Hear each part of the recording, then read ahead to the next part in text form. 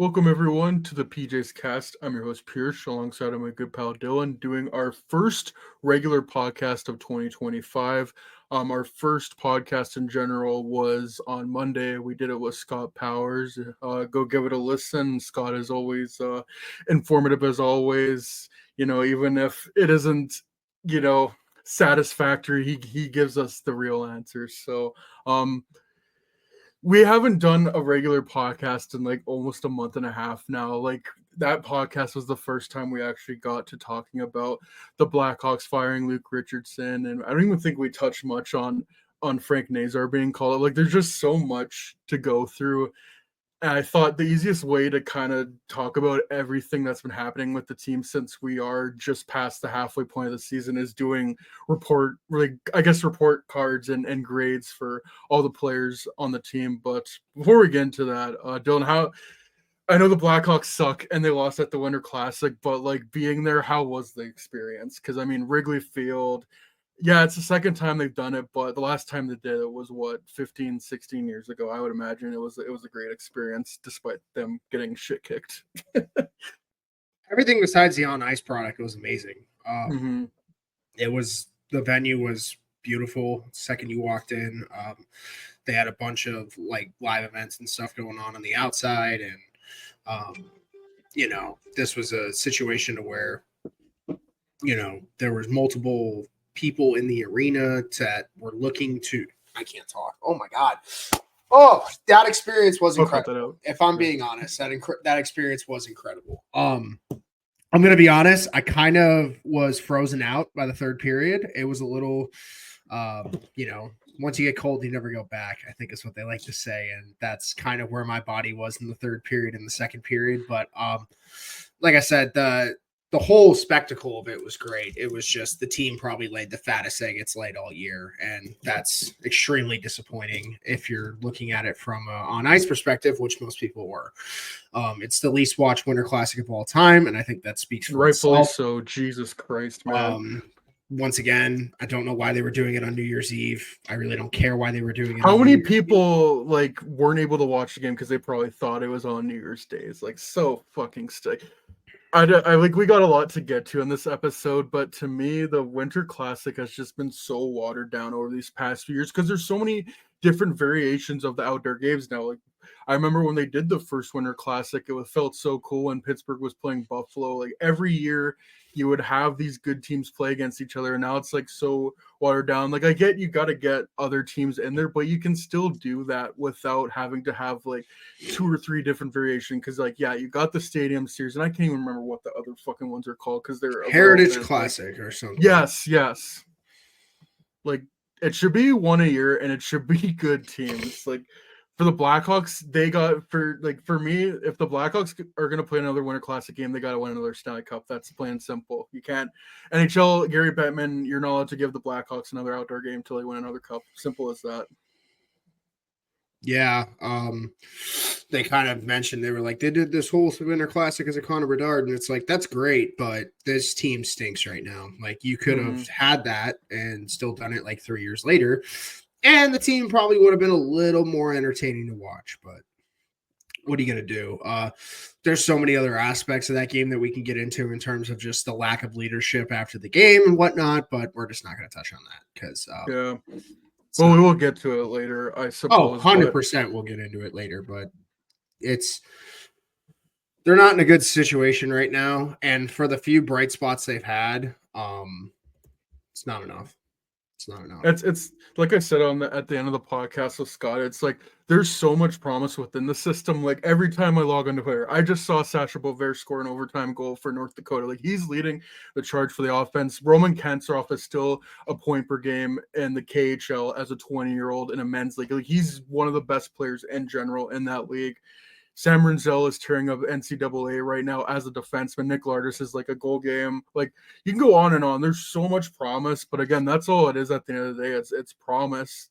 They are going to hit on a few of those, but at the end of the day, this team just stinks, and there's not really any players that are close to Connor Bedard's level right now. Like I still think they need another legitimate play driver, and like Table Terravine and Tyler Bertuzzi, perfectly fine signings. I think they've done exactly what we've Secondary expected scores. them to do. They're secondary scores. They aren't play drivers. Like Frank Nazar, he can be that. Like he's definitely showing. Like to me, I think he has like 3 points in however many games it's been up here. Like he should have more points than that, but you can still tell that he's probably another year or two away before he gets to that level to being that second line center like they wanted to be. Hal Davidson's done a great job of building up the defense. Like I would even say, like with the way that Arvid Sorblom's been playing, can't blame that loss on him or really any of the losses for that matter. I mean, he's really taken a step this year, and it sounds like they're going to keep him, and probably you can probably sign for cheap. So, with the way things are going, that's your goal for the future. But as the offense stands right now, it's so lackluster, and there's not. To me, it's going to take a couple of years unless they go out and make a big trade, which they're probably not going to do, or make a free agent signing, which I mean, what's the likelihood of that happening if they even get to free agency, like guys like Mikko Rantanen and Mitch Marner, or even Nikolai Ehlers. So, yeah, it's tough right now, and kind of just to to wrap up my point on like the Winter Classic games, it's like not only that you chose the Blackhawks to play, but really the St. Louis Blues. Like, there's so many different combinations. Try it at a different place. Like I know living in Canada, give Calgary versus Edmonton a chance. Lake Louise, that'd be so cool. Like when they did Colorado and Vegas at Lake Tahoe. Like try more stuff like that. Like try teams that are actually good. Like Colorado, why don't you give them a game at Coors Field? Like there's so many other cooler destinations. Like you could have gone Dallas, Colorado, and I think that would have been a better matchup. But anyways, we'll get on to the report cards now. I don't know if you want to start or where you want to start, but we can get into this. I don't know. I guess we can start with the forwards or however you want to attack this. I don't You know know. what this is gonna be like? It's gonna be like when you had a substitute teacher and then the teacher comes in and is like, in my 20 years of teaching, I have never had a class this bad. This is kind of what it feels like right now. Yeah. Yeah, we'll start with the forwards. For me, I was like throughout the whole day, I was kind of like fiddling around with it, and I for whatever reason I couldn't like get on with like the like A B C rating, so I just put like I had like 5 thresholds here. So I got you're a star kid, and then the second one is excelling, third one's doing your job, fourth one is room for improvement, and then the fifth one is you've already failed. So there's at least a couple that fit into each category. Do you want to start or do you want me to start? You could start firing away. Okay, so we'll start with the forwards. I just went alphabetical order, the guys who have been on the team a lot for most of the year. Connor Bedard, I got your star kid. He's easily the best forward on this team. Um, Despite what everyone's saying, like just like the stupid trolls on Twitter, or even people that don't know much about the Blackhawks are saying like, oh, Bedard is taking a step back. And to me, if anything, like people saying that about Connor Bedard is like a compliment to his skill level. The fact that yes, he doesn't have that many goals. Like, oh no, he's only on pace for 22 goals, but he's still on pace for like around 70 points, 50 plus assists. Like, if he gets some like legitimate high end playmakers alongside them, this is a guy that can reach 30, 40 goals regularly, no problem. It's just he doesn't have the help around him. So the fact that he's been grinding through it's been tough for him, and he's still got the production that he has, and he's 19. Like there's just so much more. Like he's so good right now, and I still think there's so much more room for improvement. And I think that says a lot about him. But a lot of people are kind of like, "Oh, Bedard's having it down here." It's the goals. It's all it is. If he had even like 3, 4 more goals, I think we're all looking at it differently. Yeah. I had him at a B plus. I think there's certain aspects of his game that still need tuning to, and that's fine because he's 19. But also, he's making the most out of his situation by far. Yep. He just had a 9-game point streak. I feel like he's shooting the puck a little bit less, but that's fine. I feel like that touch is starting to come back, and that's going to come from getting an He's actual got his play swagger driver. back, I think, is the most important thing. Like you're seeing a lot more of it. Like he looks more confident, less like smashing the stick and being pissed off. Yeah, I haven't seen a lot of that lately, which is good. I think it comes from consistent line mates as well. I mean, I haven't met it. Like I said, I haven't met a B plus this year. I think Yeah. there's reason to believe that there is so much more that's untapped in this kid's game, and it's circumstantial why it hasn't popped out yet. But for what is supposed to be a sophomore slump, he's still going to Yeah. be on pace for 70 points. I don't think there's anywhere where you can complain. But apparently with the last couple weeks from what I've seen online, people have found a way to complain. So isn't that nice? Yeah, it's just when you get these players of these levels, it's not even just like the Blackhawks. Like people always found a way to shit on Sidney Crosby, and I would think the same with Alex Ovechkin. I think that's just a thing of being a good player. But like I saw Matvey Michkov went through a little bit of a drought, and I didn't see anything. And again, very much not to like shit all these players. I think we should just enjoy all these young talented players that we have in the league right now, as opposed to being like, oh, this good person is good, this other player is a bust kind of thing. But yeah, Bedard, I put you're a star kid. Like that would probably same thing, like B plus. I would even go A minus, especially with how he's been recently. And with him being so good, that's unlocked Tyler Bertuzzi. Like Bedard's playmaking has really taken off, and he's able to take advantage of Tyler Bertuzzi going to the net and score goals. And Tyler Bertuzzi, I think like last year he got off to a slow start with the Leafs, and same this year. Like ever since the coaching change, I can't really think of many more players that have benefited more than Tyler Bertuzzi. And again, that's he's got a crazy shooting percentage that's gonna come all down though, but he's going to the net and like actually playing them together as opposed to splitting up the lines, even though I don't think the lineups are still perfect, but again, it's just not a good like a good constructed team. So I have Tyler Bertuzzi as excelling. I've liked him a lot better as of recent. I would probably put like I don't know B plus if we're putting that on a grade scale. Yeah, I gave him a B. If we're going off as strictly like the Anders Sorensen coaching change, I'd probably give him an A. Mhm. Yeah. He's been great since the coaching change, and I think Bertuzzi's like there were strengths to Richardson. Like if Richardson had a team like the Islanders, he probably would be really good. But Yeah. that's just not the way this team is constructed, No. and it did not. It did his Richardson style of play just did not help Bertuzzi whatsoever in those first 20 games, and the last 20 games is kind of what I think all of us expected when they signed him. Just a menace in the front of the net, good on the power play. Can create space for his line mates. He's got chemistry with Bedard. It's annoying me beyond all mean that it took him 35 games to try that pairing together. But there's just so many aspects to the season that make me want to rip my hair out in terms of just roster construction. But it's okay. Like I said, Bertuzzi, if like there's a legitimate world where he's on pace for 30 plus goals if he was iced properly for the first 30 games, but we're just not going to get into that. That's why I give him a B. I think circumstantial and just his slow start, but that's the thing with his game. He's always a slow starter. Yeah. Like we talk about it, like him and Teravainen are great secondary pieces for this team. Hell, even McKayev's a good bottom six piece for this team, but those pieces get elevated when you have a legit play driver. You have someone else that can elevate the rest of the team. Like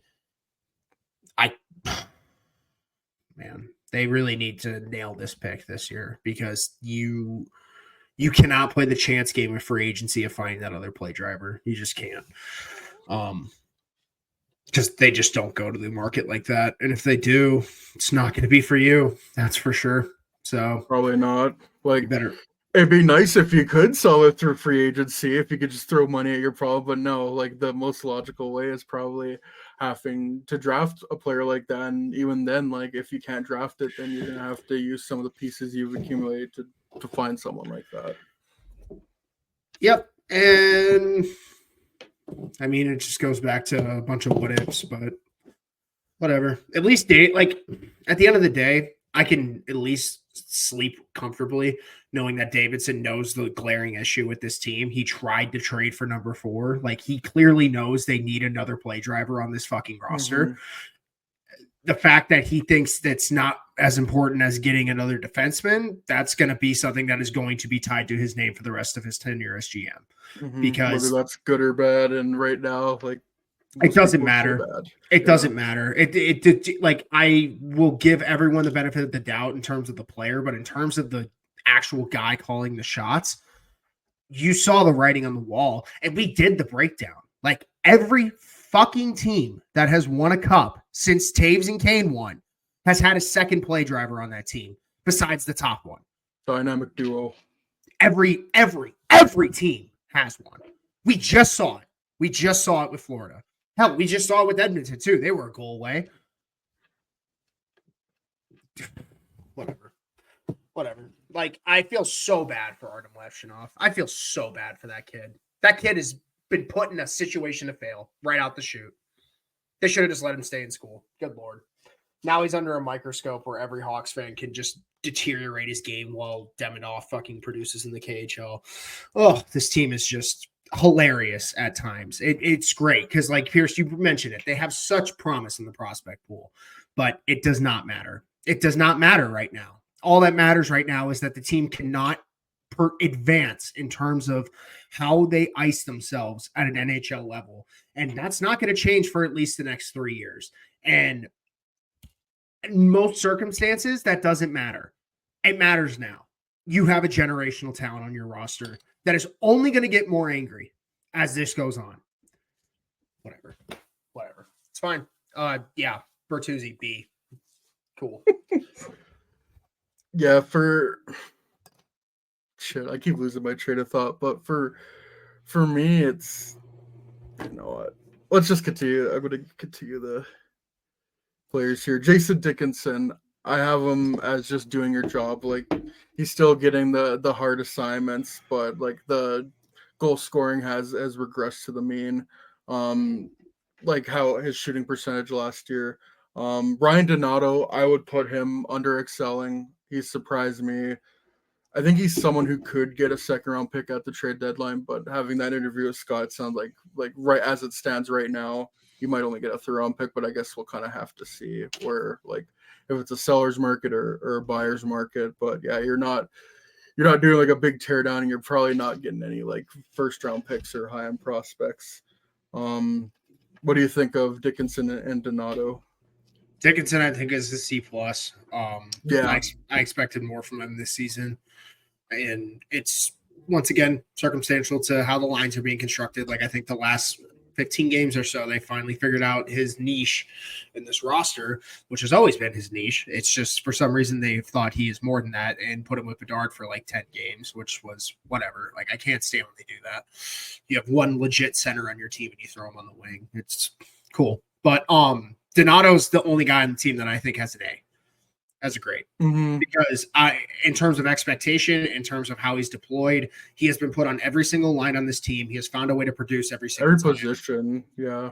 Every position, every situation, power play, penalty kill, 4-on-4, put with Bedard, put on the fourth line, put up with Nazar.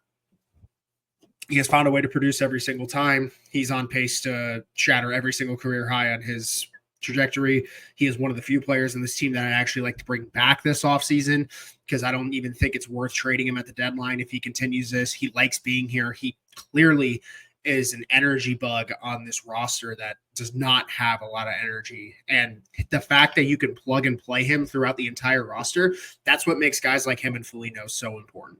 Because at the end of the day, it's not going to hurt them if they have to play third or fourth line minutes. It's not going to hurt. They can play second line minutes. Like, it's a luxury that this team doesn't have a lot of. And he's one of the few players that I think has lived up to their potential. So I actually gave Donato an A. He's the only A I have on this roster. Yeah.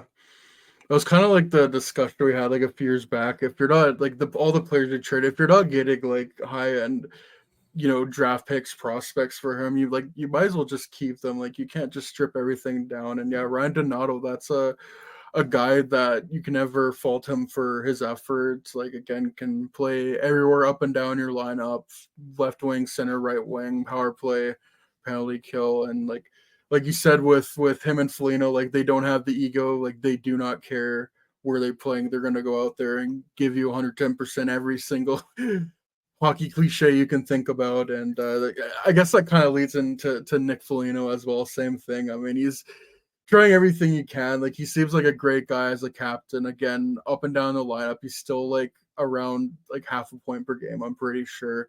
Yep.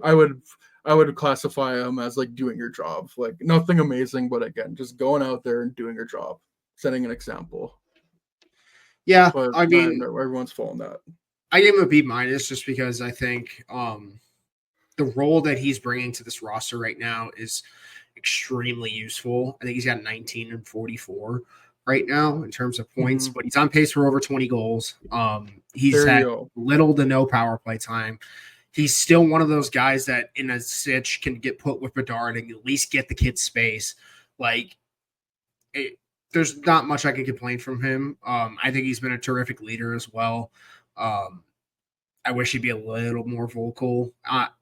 Obviously, there's only so much you can say when the team's losing this much, but clearly he's vocal in the locker room. We've learned that. But yeah, I think he's one of the fewer spots in this team that, like you said, doing your job. That's what I expect from him. And first year as a captain, not bad. So we're starting to get to the fun players.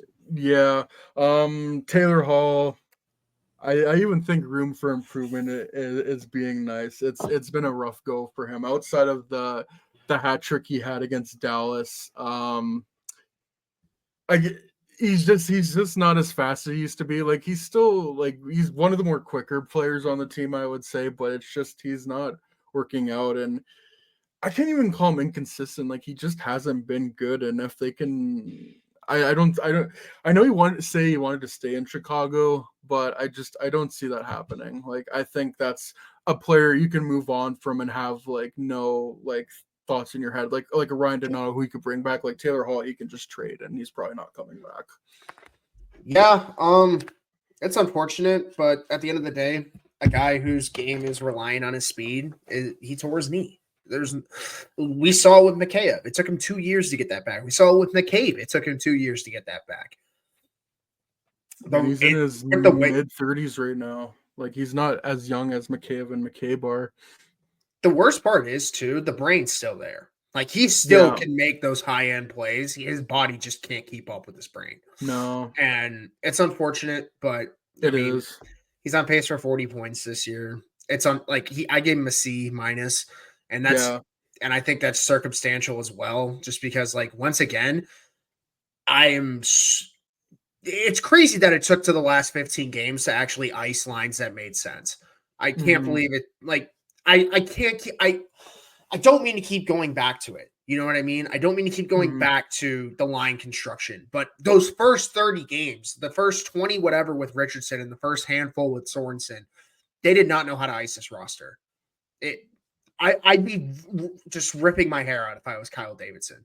Like, we have these high-skilled players that need actual skill to play with, and we're going to put them with plugs because that makes the most sense. The only line of consistency is the fourth line all year, and that's great because the fourth line's been good this year as a fourth line. Those don't win you games, so stable. Exactly. You're not going to hear me rave about that all day, but that's what elevates you. Like a good fourth line is what should elevate you from like a good team to like that should be the cherry on top. That shouldn't be your driving force for being a good team.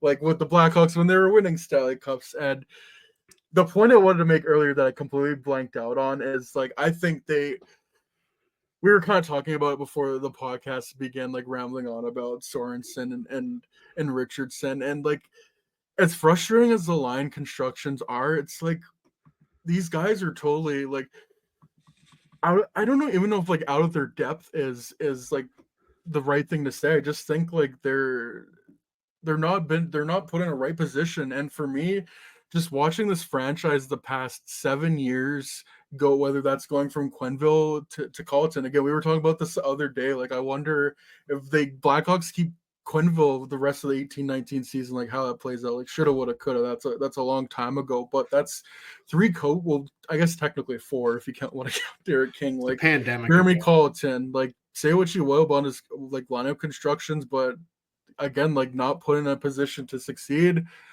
Same with Luke Richardson, and I would say the same with Anders Sorensen right now. Like, to me, Anders Sorensen should be coaching the Rockford Ice Hogs right now, and like, you deciding to fire Luke Richardson when you did now not only messes up your team right now. Like, I think there have been improvements with Sorensen. Like, the defense is a lot more active. I like it. There's been a few players that have taken steps. The game is more open now, but then that goes the other way when like they're close and then they just fucking shit the bed in the third period, as opposed to like at least Luke Richardson, the scoreboard looked close because like, yeah, they weren't getting chances, but they weren't really giving up much either. So you could look at the scoreboard and be like, oh, well, it's 2-1. They only lost by 1 goal. If they only got more offense, like, they would be perfectly fine. But then now you're going the other way where you're trying to open it up. Like, this team just isn't good enough. Like, and that, like, it goes from Kyle Davidson, it goes to the coaching, it goes to all the players. Like, everyone is complicit in it. But yeah, I think getting a head coach that knows what they're doing next year, that has a whole training camp to implement their system and actually have lines and putting players in a position to succeed, I think is the best course of action going forward. It has to be a coach with experience, and if it's not, it better be Carlisle. Like, I was gonna say, like, it's David Carl, or is it Carlisle or Carl? I have no idea. Yeah. Whoever was the coach of Team USA and University. He's very good. He's got a very good like. How often do you see like coaches that are like they're almost like prospects? It's like, oh, it's the next big thing. You don't see it often, but that's how like everyone's kind of been talking about him, and the resume speaks for itself. But yeah, it's either him or an experienced head coach, whether that's, I don't know, Jay Woodcroft or whoever gets fired if Pittsburgh like fires Mike Sullivan or something. Like, there's always options for head coaches. Like, I just look at Columbus.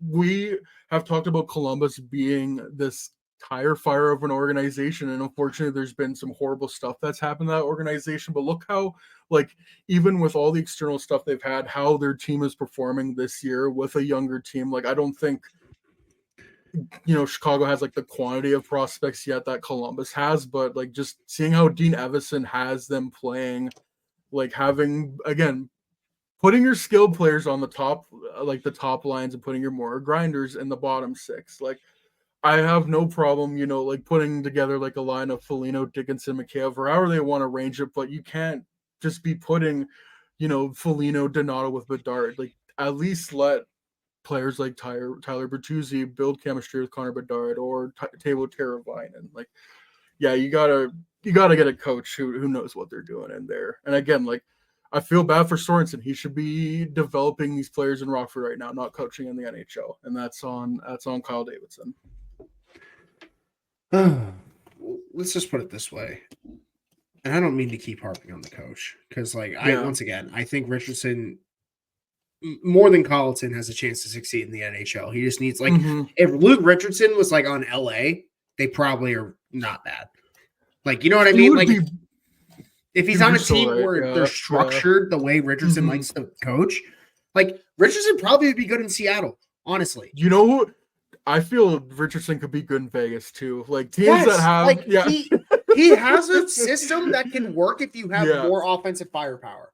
That can, like, not be so reliant on rush, but are like responsible in their own end, like good two-way teams. 100%. Like, he wouldn't be good with an Oilers team, but yeah, like any like balanced 4-line team that's very good defense. Carolina, like someone like that, like Dallas, I think he'd be good with. Like, it's just, it's just like, you have to look at it like this. They picked up Luke Richardson in 2022. The amount of quality coaches that have gone through since that time, and while they still had a chance to sign him, like we talked about it 2 years ago, Bruce Cassidy was one of the guys that was available when they signed Luke, and they did their due diligence on him, from what I remember.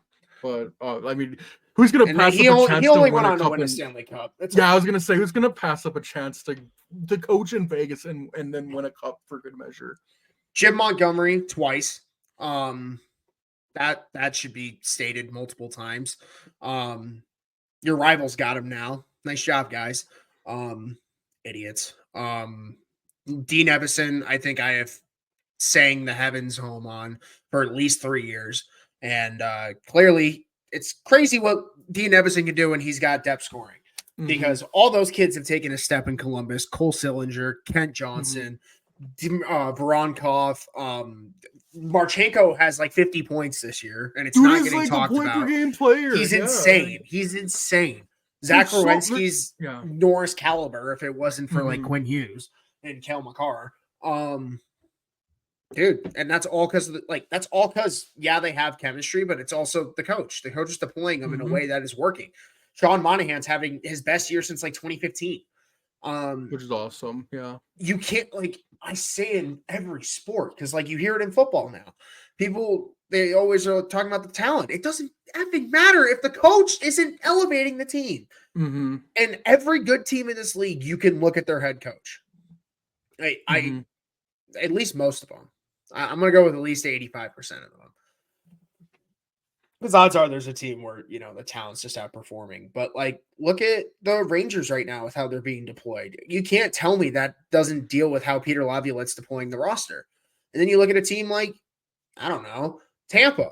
And Tampa, on paper, should not be winning as many games as they're winning. But, like, obviously they still have their core players, but the depth is not there anymore. And John Cooper is finding a way to make it work. Yeah. I don't know, man. It's just you would like to see a coach that could elevate the roster, because there are times where this roster has looked competitive. Like, I'm sorry, they lead the league in scoring first. Like, they do some stuff right.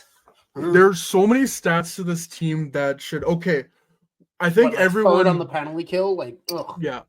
Like, their penalty kill is disgusting. Like, it's elite. Like, it's so good.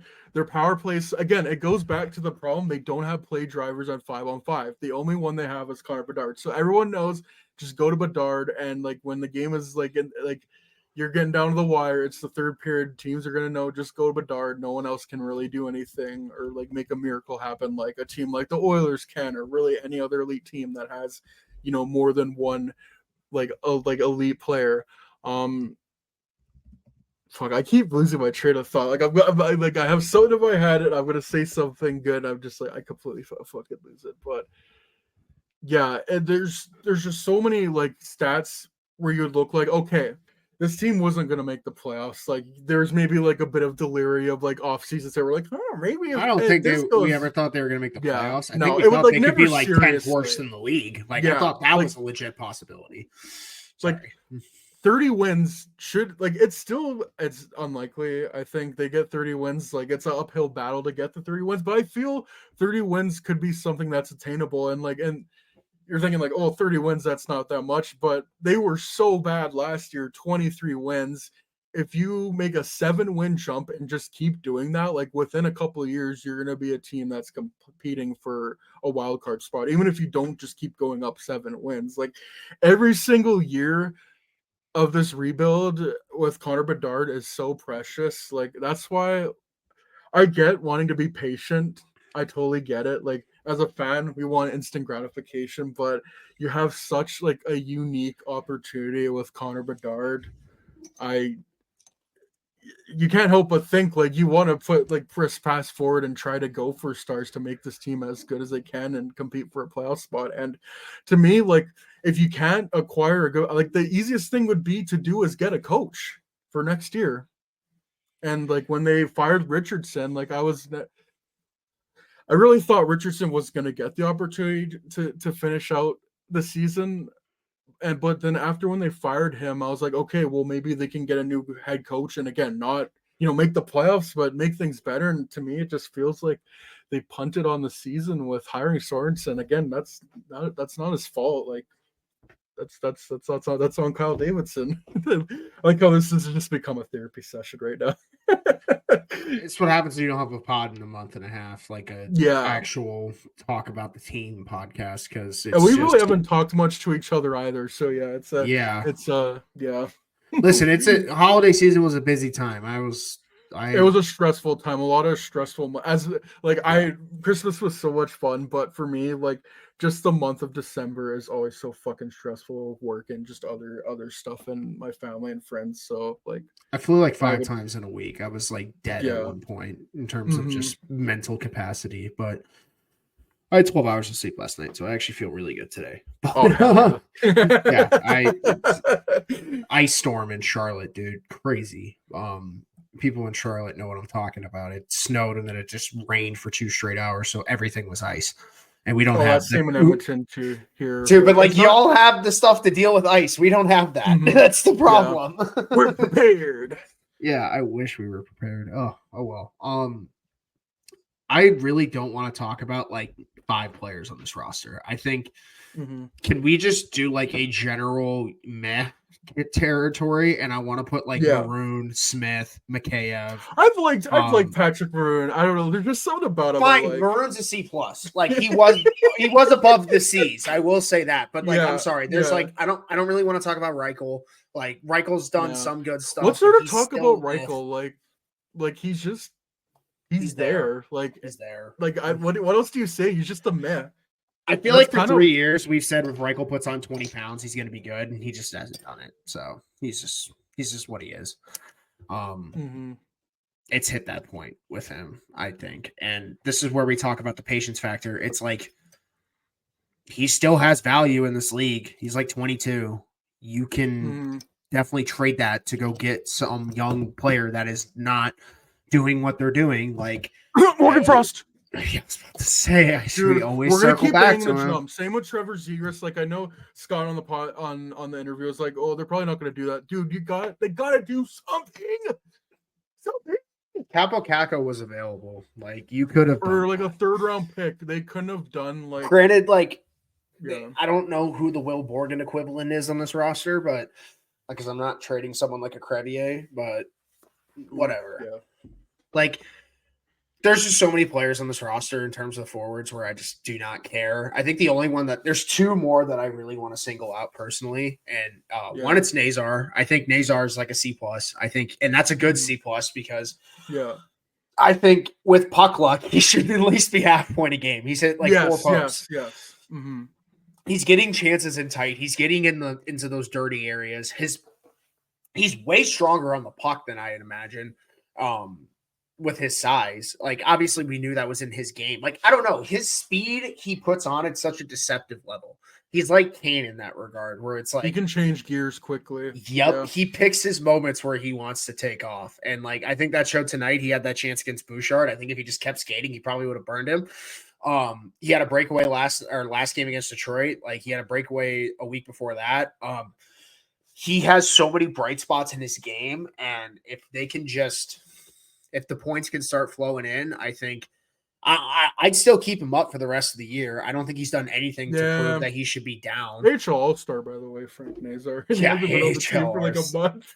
AHL All-Star. But Yeah.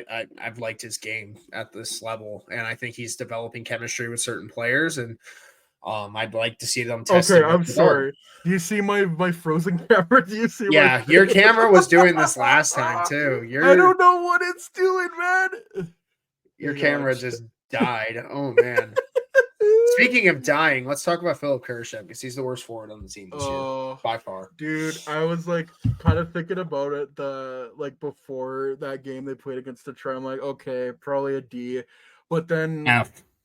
like F, like literally, it's this team right now is just that video of Frank Fleming going like D minus F C like at best, and Philip Kurashev, like I didn't think he was gonna repeat last year, but I thought he was gonna be way more effective. And to start the season, like there were signs of that, but he's just like, what does he do? And then the chance you get when you're not in the press box, now you're like giving up. Like to me, that's not even like, oh, we got to send you back to the press box. That's like we're sending your ass on waivers, and we're probably not going to resign you. Like an F. I thought it was gonna be nice, but after that play, I'm just like, no. He has not earned any reason for the benefit of the doubt with this team. I'm sorry. How many times do we talk about it? This team is a beacon of opportunity for some of these forwards to literally grasp at that brass ring and try to prove to management that you are a legit piece for when this team is contending. And for a guy like Kurashev, who's going into a contract year where his qualifying offer is $3 million, you would think he would at least give a little bit more of a shit. And I don't care if he's gotten his feelings hurt because he's had to earn ice time, or, he's not being stapled to Bedard anymore. So he has to fight for his own minutes and, fight for space. I really don't care. I think we talk about it every time with the Hawks. I feel like there's a player every couple of years that we have this conversation with where it's like, do you trade while his value is high? And Philip Kurashev's value was about as high as it's ever going to get last offseason. And I think we had this conversation a couple times of if there was a deal out there, you should at least entertain it. Like we had this with Eric Gustafson at least 5 years ago. He never hit that 60-point mark again. And he was making 1.2 for the next year. That was the perfect time to trade him. Kurashev was making $2 million for another year. Perfect time to trade him. They don't. That's okay. I understand why you would want to hang on to someone who had 58 points last year. And who's like 24 years old and can play different positions. And that's what makes this so frustrating is the fall off. Like, again, I didn't expect him to replicate the production, but like he just doesn't give a fuck. Like, what do you do? The only thing he's good at is the penalty kill. That's it. What was that Taylor crazy Radish, stuff? you welcome back. Like, holy smokes. Like, what was that stats? Like, he's one of only 2 players across the NHL that hasn't been on the ice for like a penalty kill and goal against. That's crazy. Doesn't matter when you What have else do you 5 points Yeah. and you're a 28. Oh my god, dude! Like, if you want to just like, I'm not even a plus minus guy, but when you have a 9- advantage on the team. Holy You're shit! not even What are playing you that, doing? and you're not even playing that many minutes. It's not like you're playing on the top line with Bedard again, dude. You're just you stink. He's playing 15 minutes a game in Yeah. 31 games. I just am sick to my stomach. Like it's so disappointing. And you know, it's great because like he's had to earn his ice time the last 12 games. You would think, especially after laying an egg in the Winter Classic and all that shit, or not even playing in that regard, it would light a fire under your ass. Nope. Just gets fucking. It gets about as late. I saw someone describe it the best way possible. Looks like you just had 20 beers and you're playing beer league and you just give up on the ice. That's literally like he didn't even try. Like it reminded me so much of like 2021, 2022 Patrick Kane in overtime. Mhm. Except you're not Patrick Kane. You're not an elite forward that is going to Bro go is into the not Hall that of Fame. PK. Sorry, you're not that PK, pal. And then guess what? You're the coach that actually liked you got fired. So now you're being rightfully iced, and Mhm. it shows. I'm Yeah. sorry. There's no reason to defend this guy, and it's such a shame because there's no trade value there now. There's none. No. Like if There's none. anything, like sending him through waivers would probably be the best caution for the organization and probably him. Like if Just a let him go team- get claimed by Boston, and he'll be elite. Like I'm just get it over with. that, or just like he goes to Rockford and like plays first line minutes and gets like decent offensive points. I don't know anymore what like. Yeah, he's terrible. But yeah, He's the if worst I was forward like on the team. Yeah. The only forward I gave an F or like you've already failed. that's what I put. Yeah. I kind of like how this went out. Like I was trying to be, we're gonna make this like a fun episode. We'll go report, but no, that felt so like nice to just get that all out because yeah, like it's been. We haven't talked that much the past month, and it's been like rough. So just to like vent our frustrations, it's nice. It's Yeah, man. cathartic. We had to be professional with Scott, but I can let my real Yeah. fucking I opinion was- show now. When we were Jeez. when we were talking about Seth Jones, all I could think about is who want me. No, 100%. I thought about that like as soon as we were talking about when he moves his no movement clause to go somewhere, and I was like trying my best to Dude, hold what's it alive.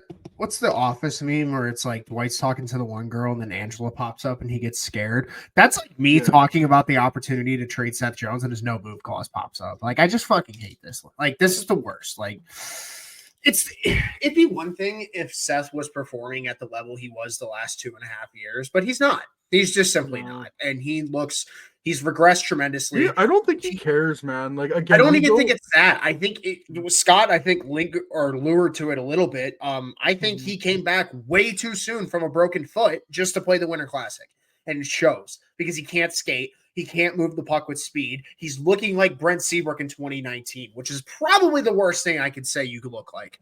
And he didn't do the interviews after the game with You're the such a media. clown. Oh, that's a shame. That Oh, made well. me lose so much respect. Like for Oh, me well. in life, when I'm going through struggles, I'm like, okay, I'm going through a rut. There's things I can't control. What can I control? Okay, I can still be a good person, like show up to work, do the things I need to do, even if there are like external things that are out of my control. Like going back to Philip Kershev, you're sitting in the press box for 12 straight games. Go out there and give a general fuck, even if you're probably not going to score a goal or get a point of anything. Like go out there and look like you give a general shit. And that's the same thing with Seth Jones. Like I feel we are pretty fair to Seth Jones. I think me in particular, I'm like I try to be very fair with Seth Jones. Like again, if someone puts $76 million in front of your face to play in Chicago Never for an original complained about 16, him taking the money. yeah, If anyone threw that yeah, money, I would take it. That's not the point. yeah. But when you are just being, I think it's incredibly unprofessional. And you wanted to be the captain, and you're not going out there to answer questions. Like it's one thing to be bad, but to not go out and answer questions, it's just like, Oh, he's such a yeah. clown. I watched Duncan Keith take every Q&A for that crappy Blackhawks Mhm. team, and Yeah. And he hated it, but he still hated it. Did it every game, every loss. And it was That's quoted not by being an Pope athlete. and That's Powers. being an adult. You gotta Ugh. like eat shit sometimes. I'm you sorry, if know? I got paid $9.5 million, I'd go eat shit in the presser. Like, Mhm. sorry. And it's not like you're gonna give a good answer. Like, whatever, dude. Whatever. D- for Seth Jones. He's pissed me off this year, honestly. Yeah. And it's great because Yeah. it sucks too, because he's actually been very good the last 2 years. And once again, I will give him the benefit of the doubt in some regard. I do think he's still playing with a broken foot, which is fucking do not even stupid, get me like, started on that. But if he's still playing hurt, whatever. Cool. Just put yourself on the shelf. It's like on both ends for Jones and the Blackhawks. Like if you're makes the no sense Blackhawks, for you to play after. what is like what's the issue? Like why? Whatever. That's a whole nother story. But on top of Dude, we that, could spend a whole hour on like what to do with Seth. Like, could there be a trade out? Like that's a whole other thing. dude, and it's sucks for him, but sorry, I'm not removing Vlasic from Crevier for the rest of the year. That's a pairing, No. and you're gonna have to figure it out with one of Alec Martinez, Nolan Allen, or what's his name, TJ Brody, Joy. I mean, speaking like easy F for TJ Brody. Like I still that's Easy F. Yeah. Like, again, like You know how annoying TJ Brody's been, listeners, that Pierce immediately just left his ranking system and gave him an F.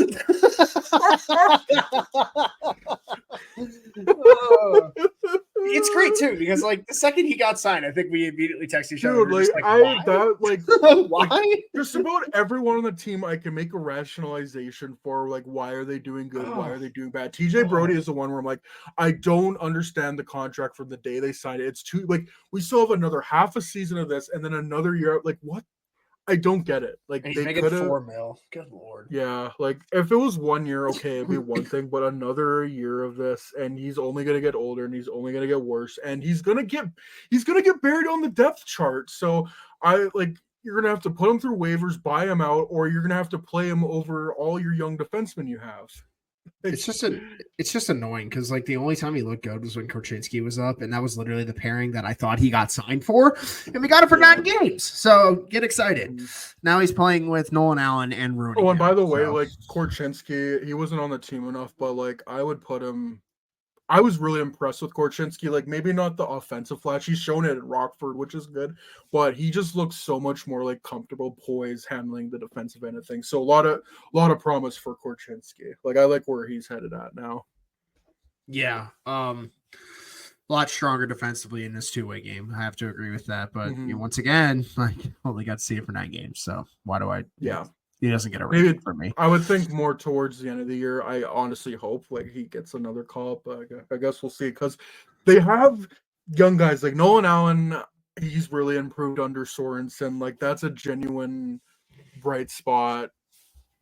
Louis Crevier is very intriguing. Like again, I think you got to see more. But a guy who is 6'8", right-handed, a former 7th round pick, and he's like.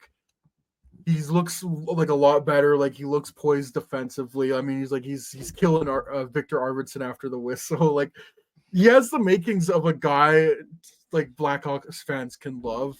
And like he doesn't have to be that good. Like if he's a third pairing defenseman, 6'8", right-handed shot, and like behind in the future, hopefully Levshov and Rinzel, like holy shit. Like again, there's so much promise with this team, like especially the defense. But it's just there's what do we say? Like booger in the cake. And to me right now, that's Seth Jones. Like it's frustrating. And TJ Brody too, obviously. Yeah. Yeah, it's a shame because like I think guys like Connor Murphy have had a better year than he's had recently. He just got hurt again, which sucks. Dude, like fuck. Alec Martinez and Seth Jones just can't be paired together anymore. Like I just blew Allen the Jones at this point and just tell him to figure it out. Because Allen's actually been one of the better defensemen this year. I gave Allen a B-. I think Allen has completely exceeded my expectation. He's shown that he has a little bit of offensive flair to his game.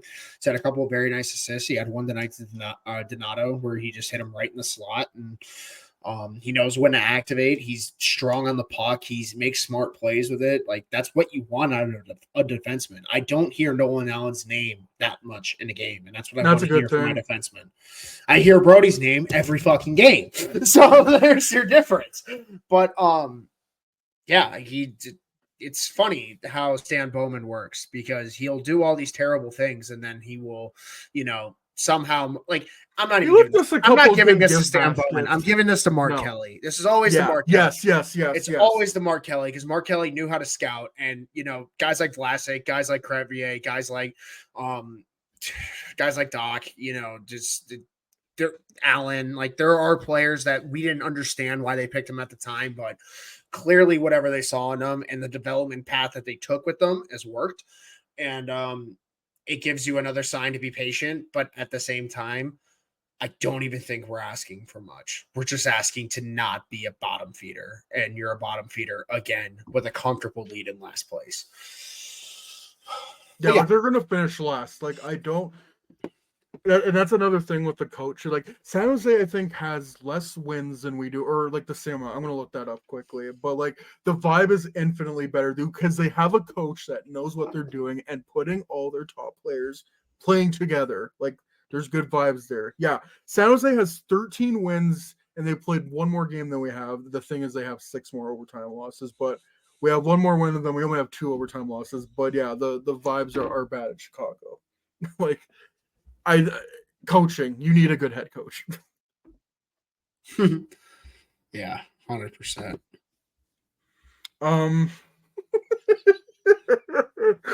Wyatt Kaiser, I would group him in with Nolan Allen, like Louis Crevier, like pleasant surprise, like there's gonna be moments where you struggle, but like a lot of promise as a young defenseman. And Alex Vlasic, I did the same thing as like Connor Bedard. You're a star kid. Like I could probably count on one hand like the amount of bad games Vlasic has had, and that's also going up against the league's toughest competition. 6'6" defenseman locked up for a sweetheart contract, like Illinois boy. And like he's unleashing his offensive potential now. Like I never thought that was gonna be a thing. Like that's scary. And like that contract is gonna look even like it's just gonna age like fine wine. Like with the cap expected to go out with what it's supposed to be, like if we go up to 95 mil, like in a couple of years, Alex Vlasic's gonna be like playing number 1 minutes, like the toughest minutes, and probably getting paid by at that rate like a third pairing defenseman on the open market. Yeah, and it's another one of those situations where it's like there's right things being done with this organization, but it does not matter when there are a plethora of boogers on the cake, as you like to say. Their defense is I really like where their defense is at. Like we'll go to goaltending. I know Mrazek has kind of like scuffed a little bit lately, but I also think that's an injury thing. Like I think he was rushed back as well. But even then, he's come back to lock in. And Arvid Soderblom, easily, like to me, the biggest surprise of this year. Like he's bounced back and has looked like I would, again, not a number 1 goalie, but a guy who can play 40, 50 games and like, for God's sakes, can this offense score and give him some goal support? Like, I think in 18 games he's played this year, still only 6 wins, and he can't have too many wins over like the first few years of his NHL career. Yeah, he's been one of the brighter spots on this team the entire season. He's taken steps in his game that I didn't. 69 games played, nice, 13 wins. He's Oh terrible, my God. but it's okay because this is his best year so far, so that's nice. But it's another situation where it's like, what are you going to do with him this offseason? Like, yeah, you can extend him, but Brossoit is coming back at some point. Like, that is a reality that you're going to be faced with for at least another year with him and Mrazek under contract. So if Soderblom plays him into a situation, someone's getting traded. Like, it's because Soderblom's waiver eligible now. So this complicates a lot of things. And like, there's multiple, like, this year, like, naturally it settles things out. It's like this thing has been settled out just because of injury, but like, yeah, there's gonna be a point where Kyle Davidson is gonna have to be the one to make the decision. And like earlier on, I was like, oh, maybe like you kind of like we've talked about with Kershaw in the past, maybe it is a younger player, but maybe you like take advantage of that trade value. But then like it's goaltending. What are you gonna get of value? Might as well just keep him and sign him for cheap and hope he plays at this level for however many more years. Yeah, it's unfortunate, but at the same time, I need one of these guys to solidify as a goalie of the future. Not goalie of the future, but just goalie of the next couple of years. I don't need to be playing goalie limbo for the next 5 years, which is what's going to happen, but it's okay. Like, I think the goaltending is fine. Like it just as long as like it gets settled out. Like Kyle, like for you, ideally, like what would be the ideal scenario? Because like I think like at this point, I would like want them to trade Mrazek, like, because I think after this he has 1 year left. So if you can half retain him and trade him to someone and then run Soderblom and Brossoit, because I don't think any team is gonna take on Brossoit after being gone for pretty much the season. Like, is there any indication right now that he's gonna play a game this season? Like, who's gonna take that on in the offseason when you're trying to make a decision? So like it's either Mrazek or Soderblom. Yeah, I always thought the situation was to trade Soderblom for. Yeah, that's what I thought first. And it could still happen. It could be a thing. Yeah, but at the same time, I just think Mrazek, like the ideal scenario is Mrazek has a strong second half and you trade him at the draft again. But that's not going to happen. If I'm being honest, the most likely situation is that Brossoit is probably Robidas Island, and there's also that. Soderblom's just the backup. So, I just kind of really don't. I'm so indifferent to the goaltending position right now because it doesn't matter with how the it's so volatile. Like all of them could like they're like, yeah, like there could be so many like there's so many different ways like to play. Like they could trade 2 goalies and like it's just so volatile. Like you never know what's gonna happen with goaltending. Yeah, it's a position that changes on a yearly basis. And like case in point with Soderblom, like he was the worst goalie in the NHL last year, and now he's like above average goalie. Literally.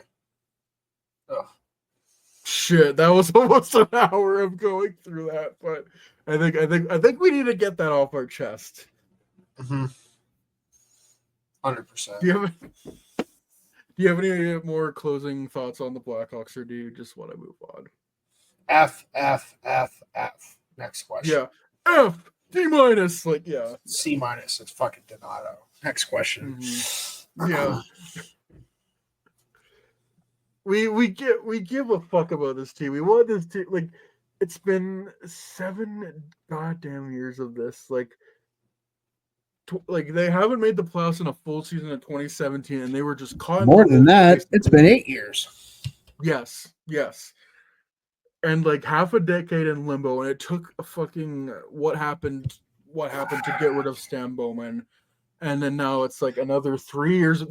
Dude, like the only time the Blackhawks have won during the entirety of this podcast was the bubble, a once in a lifetime thing where the Blackhawks so happened to get in as the last place team in the West, and so happened to play a team like they could beat. Like I wonder how different things would be if they don't win in that fucking bubble, because like they would. No.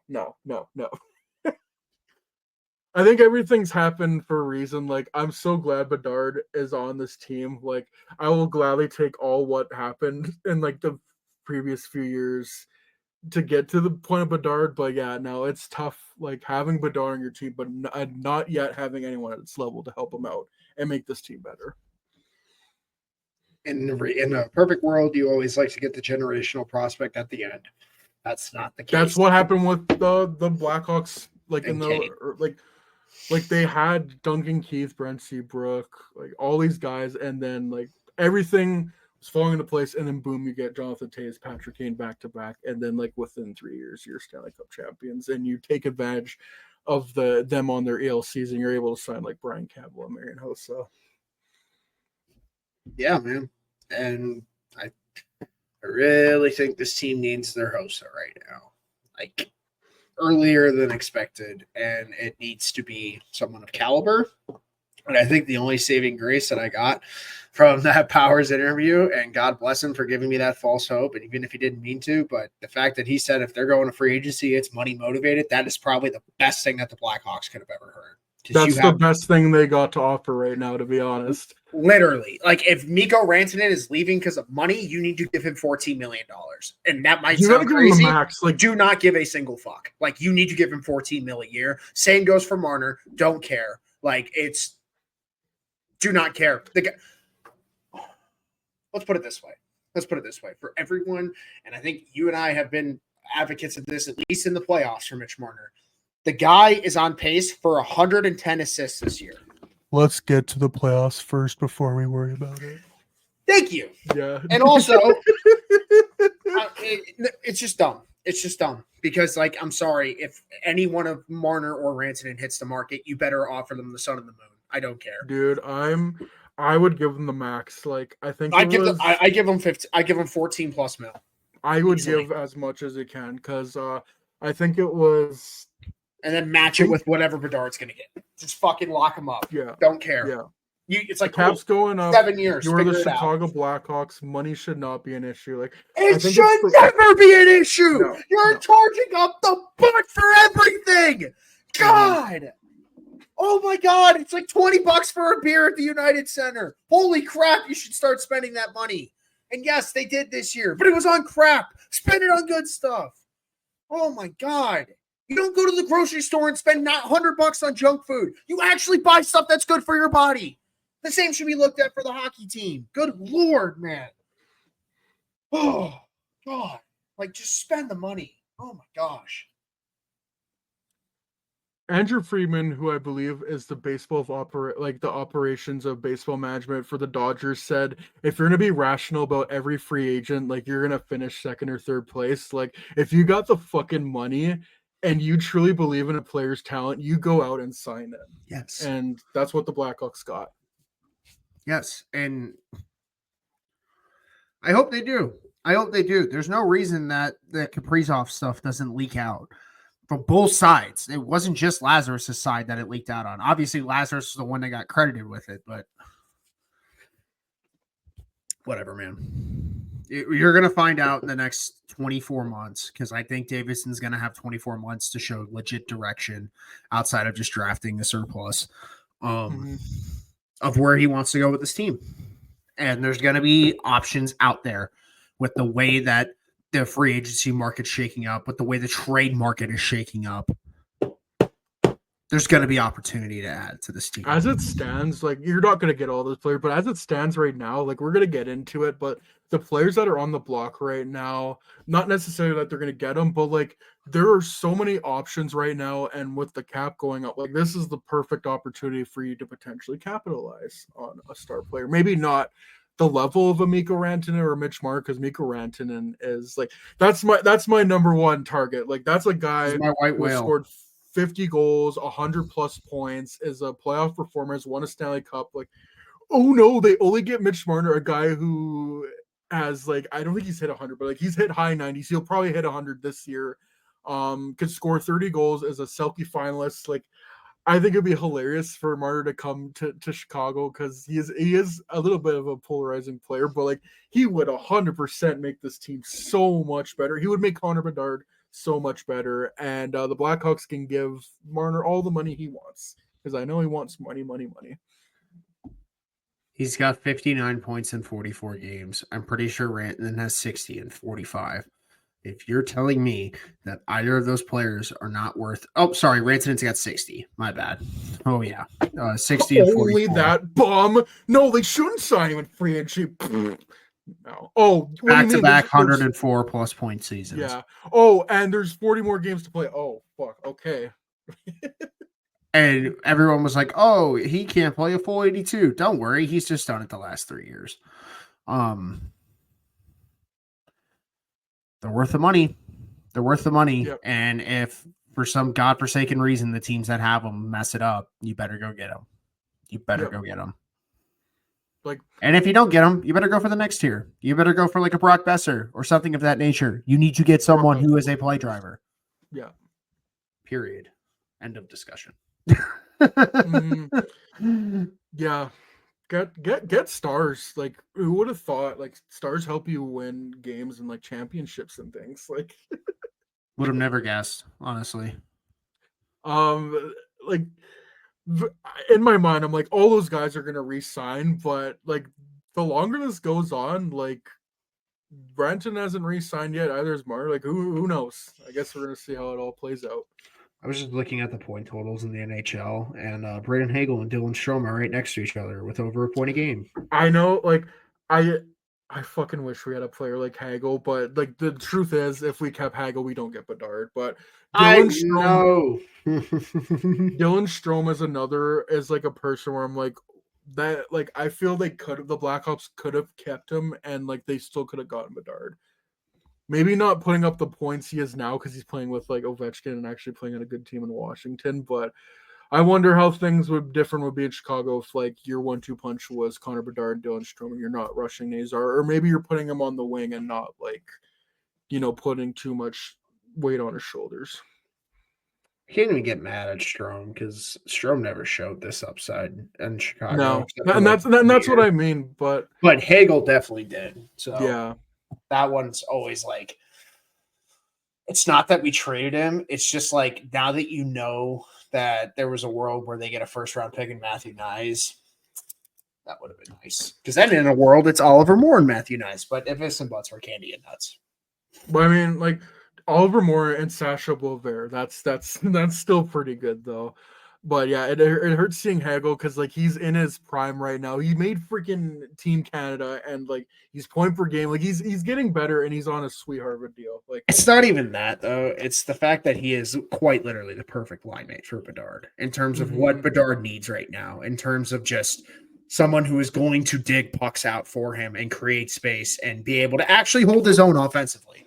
Like if there was obviously this is all hypothetical, but like if the line is Hagel, Bedard, Bertuzzi, that's probably as perfect of a line for Bedard as there is. Have Hagel can fun playing that because Hagel's just like Mikheyev is just like Dollar Tree Brandon Hagel. That's basically what he is. He really is. He is bootleg version of Brandon Hagel. Yeah. No, but let's think about it. Like that's the exact kind of player Bedard needs. He's someone that's going to fly and that's going to fight for pucks and is going to be able to finish those pucks when they're put on his stick in prime space. But it's okay. Yeah. They can go draft a Hagel. There's plenty of them, hopefully. They might have one in the system. Who knows? Yeah. Merrick Van Acker.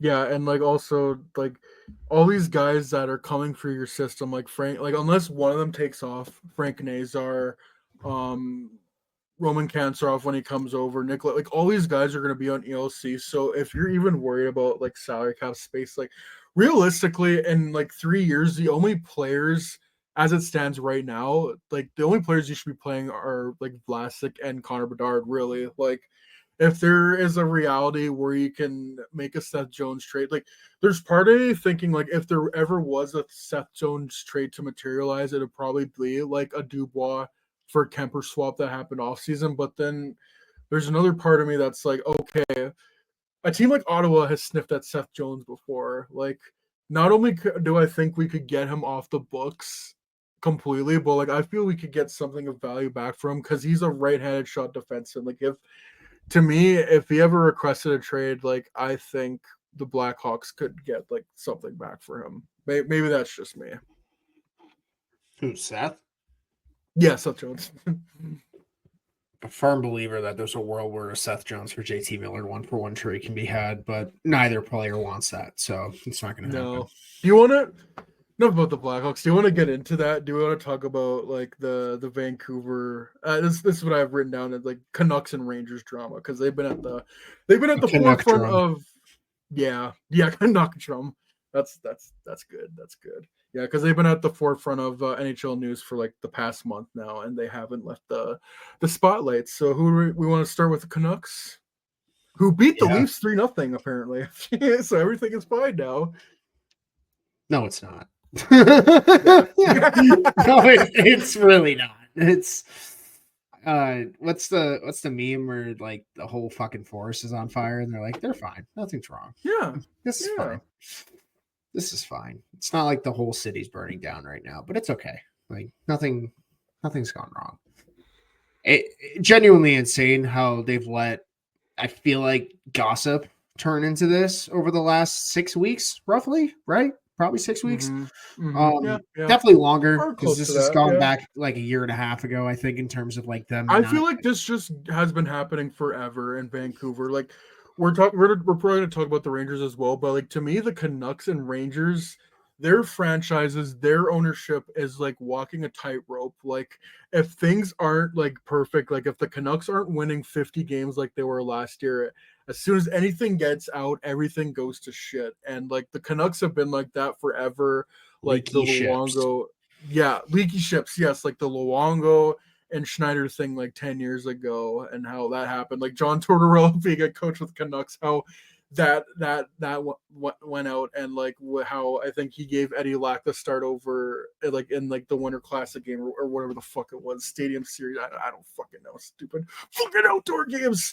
But yeah, just so many times like over the past 10 years, you more so hear news out of like not the actual on ice product, that's more off ice product. And like if you're not winning 50 games, if you're not going to the second round and taking the Edmonton Oilers to 7 games, and like the minute it goes bad, it goes bad.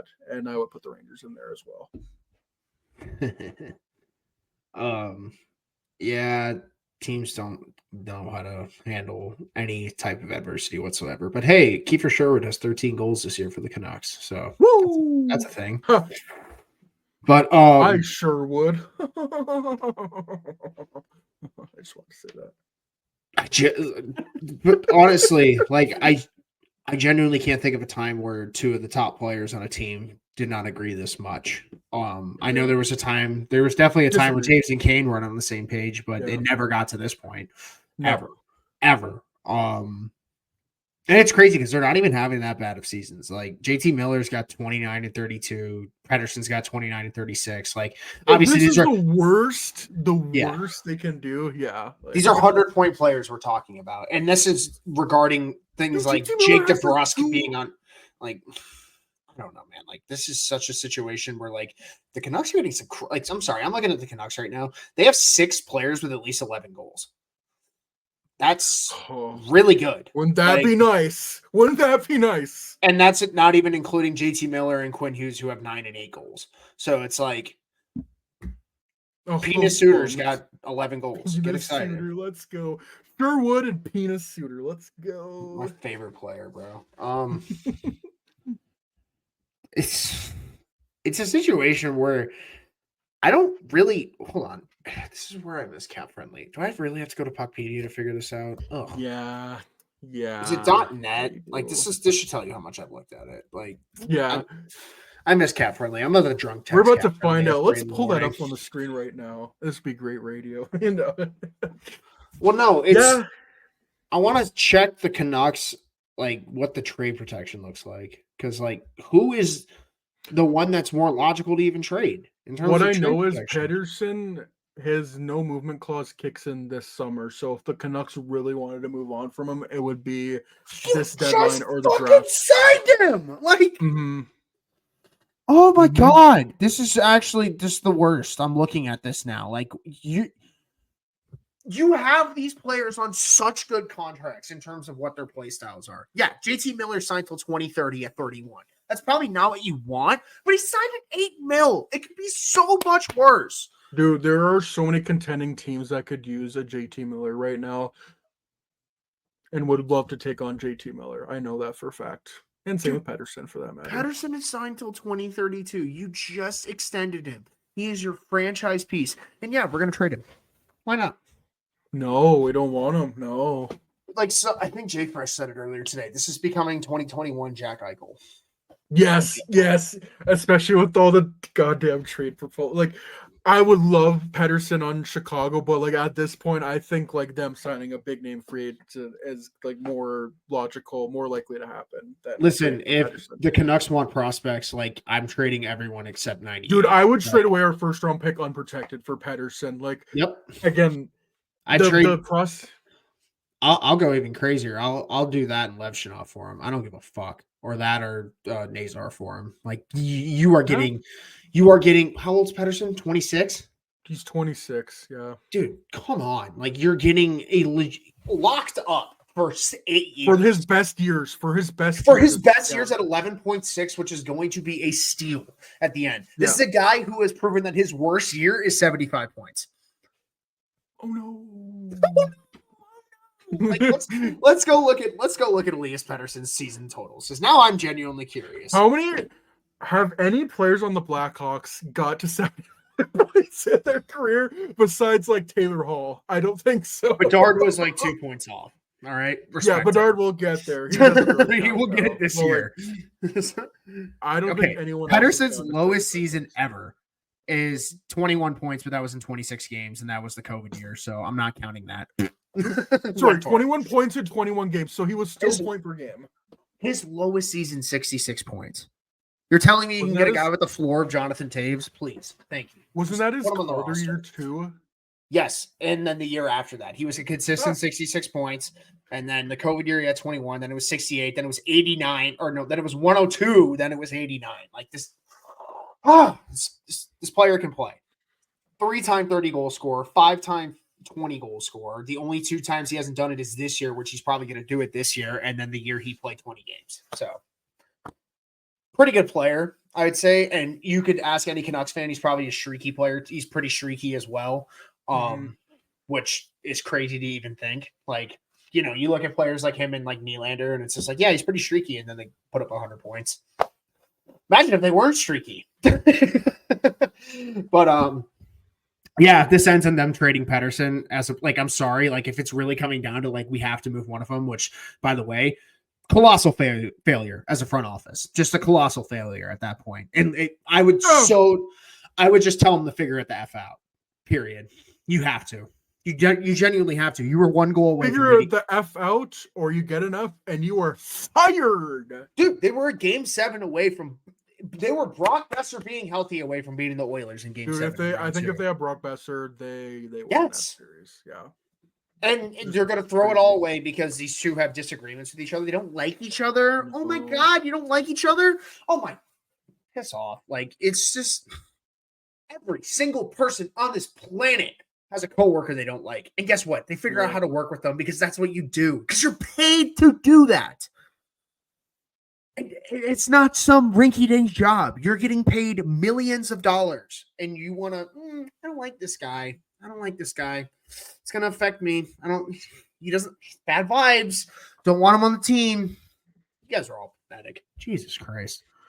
Yeah, like John Lennon and Paul McCartney feuded, and like Mick Jagger and Keith Richards have feuded, and they're still touring like 60 years later. Like you figure it out when you're that talented. Roman Reigns and Cody Rhodes hate each other. They've run 2 of the most profitable WrestleManias of all time. There you go. Business. What it is at the end of the day.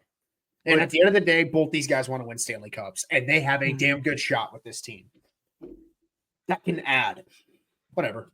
Sorry, I didn't mean to cut you off. What do we always say about the Canucks? They got a franchise goal, you got a franchise defenseman, you got a franchise center, you got an elite center with JT Miller. Like, they have so many pieces on this team where they could go in a deep playoff run, but they're just getting in their own way. And like, I wonder how much of it is even like JT Miller and Pettersson feeling like if we go through like the past 10, 15 years of champions, like I bet you all the top players at like one point have Baxter Woods are going to request a trade year before they win a cup. I know this is a real thing that happens, but also this is another perfect example because guess what? He didn't fucking get traded, and the next year they won a cup. Yeah. Figure it out. I promise you the Tampa Bay Lightning were probably this close to breaking it up after they got swept. Yeah, and Guess probably what like firing John Cooper. Like from what I heard, when the Blackhawks were down 3-1 to Detroit, like if they lost that series, they probably can both Bowman and Quenneville and probably shake it up, and they win 2 more cups after that. Like, got to figure it out. Stick with your guns, man. Like, oh my god. And that was the same time where Taves and Kane were on the same page. You know how many times they talked about breaking up that duo in their prime? Multiple times. Never happened. Never happened. How many times did you see Evgeny Malkin and Phil Kessel going at each other, and like Rick Tocchet having to Rick Tocchet should know out of anyone how to figure this out. And that's why I think this problem's bigger than that. Because like if Tocchet can't figure it out, who's going to? Yeah. But to me, like that's on the management to just be like, no, you guys are gonna like figure it out and we're gonna win a cup and like we're gonna make this team better. There's no excuse. They're GM's fucking Rutherford, dude. It's not their GM, it's their president. Oh, yeah, it's only the position above that. And he's dealt with Crosby and Malkin. The president. This is a gong show, dude. This is the more you think about it, the worse it gets. I swear. Oh my gosh. This is terrible. I feel bad for Canucks fans because it's only gonna end one of two ways. And I'm sorry, none of them revolve around trading JT Miller. It's unless they force their hand like they did with Trouba. And that's never going to happen. Probably not. No. It's going to end in either them trading Pettersson, which is going to be a just franchise crippling move, or they're going to stick to their guns and figure it out. Which one do you want it to be? I hope it's the latter. Yeah, they got to figure like you don't win an Elias Pettersson trade. You don't win a Jack Eichel trade. You don't win a trade like that. You just don't, unless you're the Blue Jackets and you're trading Seth Jones. Yeah, I would say that. Yeah. I know what you mean. Yeah. Like, shoot. Like, I love Oliver Moore and Sasha Boyer, but as of right now, you don't win a Brandon Hagel trade unless one of those players does. Usually, if you get the best player in the trade, you win the trade. It's very sound, logical reasoning. And that's why I think any team that has the assets to go out there and trade for Pettersson should do it. And like the Blackhawks at the very least should do their due diligence. Like I'm so fucking serious. Like give them that unprotected first and like dangle a Lev Shunov or a Nazar in front of them. I don't know if I trade both, but like one or the other. And then let's get crazy. Let's get crazy first. Let's get Nutter Butters. Let's go. Unprotected first this year, which is top 3 pick. That's a top 4 pick. Give them the Toronto pick as well. Give them the Toronto pick as well. All right, we'll give them 2 first. I don't think they're going to trade Lev Shunov because they've just put all their eggs in that basket. No. So let's put Korchinski in there. So it's Korchinski. Ooh. It's whoever they want between Nazar and Moore. And then it's one of Lardis or Cancer. And I'm throwing all of them at them. Yeah. So let's just say in this book, it's Korchinski, it's Nazar, it's Lardis, and it's 2 firsts. I'm doing it. I don't give a fuck. Mm-hmm. If Kyle Davidson trusts the way he drafts, do it. You can get those guys. You'll still have guys like Benacker and Cancerov. You're telling me like you could solidify your top 2 centers for the next half decade in Pettersson and Bedard. Probably more. Probably the next decade, if we're being honest. And then your wingers can get filled in by guys like Cancerov and Vernacker, and you already have Bertuzzi and Teravainen. You still have Gobert at this juncture. Gobert's going to be your 3C. Like, yeah, I do it as much as, and I fucking love Nazar and Korchinski. I do it. Oh, if you get Pettersson, like I love them so much, but how many of what's the likelihood of a Frank Nazar getting? What's the likelihood of any of them being a 100-point player? Yeah, none. Even that top 4 pick, unless James Higgins just blows the world off, or Porter Martell. James Higgins might be like an 80-point, 90-point guy, but is he a 100-point guy? No. And has he done it for many years? No, not at this point. Yeah. And let's get even more real. It's the NHL. They're not getting what they want in this situation. They have no leverage. No. Even if it's Elias Pettersson, you have zero leverage. It's going to be a Jack Eichel-esque trade, which means it's going to be a roster player and some high prospects. Mm-hmm. And first round pick, yeah. The Hawks should just go full high prospects in first. Like, it's just do it. You almost did it for Eichel a couple years ago. Like, just do it. Just do it. Speaking of another whataboutism, like, just imagine if they had the balls to just trade Doc and 2 firsts like they wanted to. Holy crap, hindsight's 2020 on that one. Yeah, take a shot every time we go like this. I love playing the whataboutism game. It's my favorite. Yeah. Oh, well, we were texting that the other day with like the late 2010s Hawks, but that's a different time. We're living in different times. That was a different regime. It's 2 presidencies ago. We're good. Like, yeah. Trump's been reelected and Trudeau's been resigned. Like, there's a lot. I was gonna say this was. Yeah, this was in a time when Canada was its own country and not the 51st state. Oh man. Don't you just love our politics? Isn't it so Hockey much- Canada, how are we gonna get any better? Oh, we'll just merge with the United States. Tom Cherry for president. Let's go. Oh my Let's get crazy. But we're beyond that. we're beyond that point now. no, but like in reality, like a Pettersson trade is going to, in reality, a Pettersson trade's more so going to work like the Kachuk trade and the Eichel trade. If it works like the Eichel trade, once again, oh my God, everyone in Vancouver needs to be fired because they should never even get to this point. But if it's going to be a Kachuk trade, you can win that trade. You can win that trade.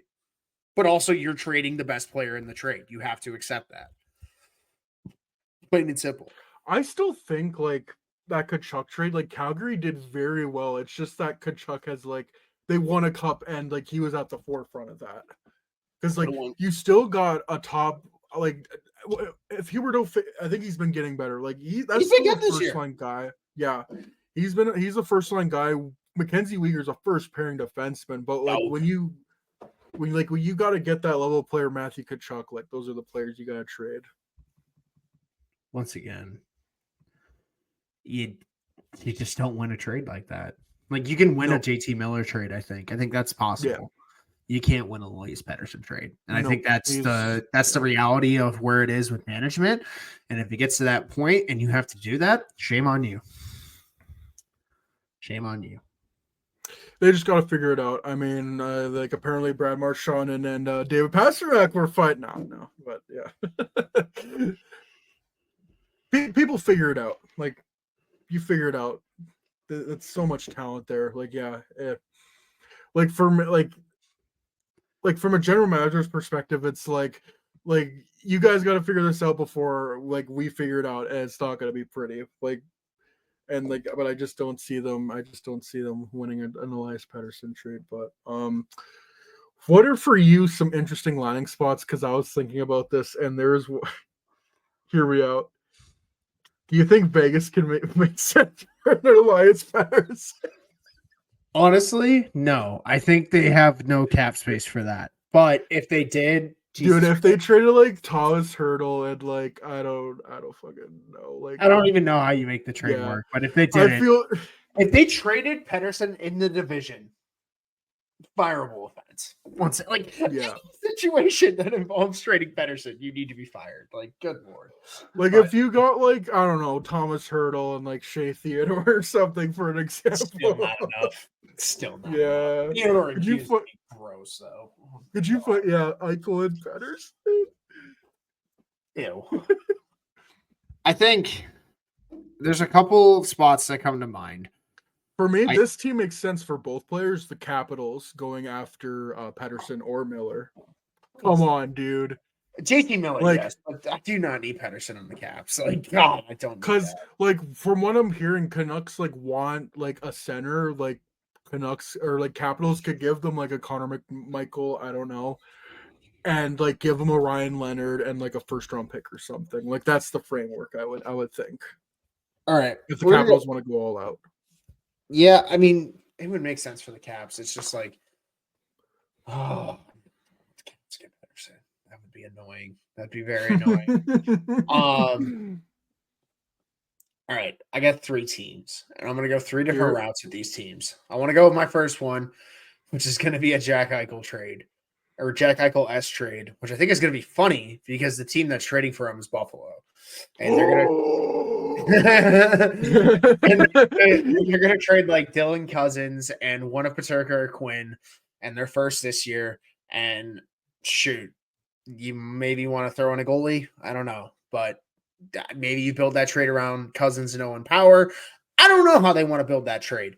I'm just going off of what I've seen in the NHL, which is that top Bowen players Byram. get traded. Yeah, exactly. That could be So, the like, piece. let's say it's Cousins and Byram.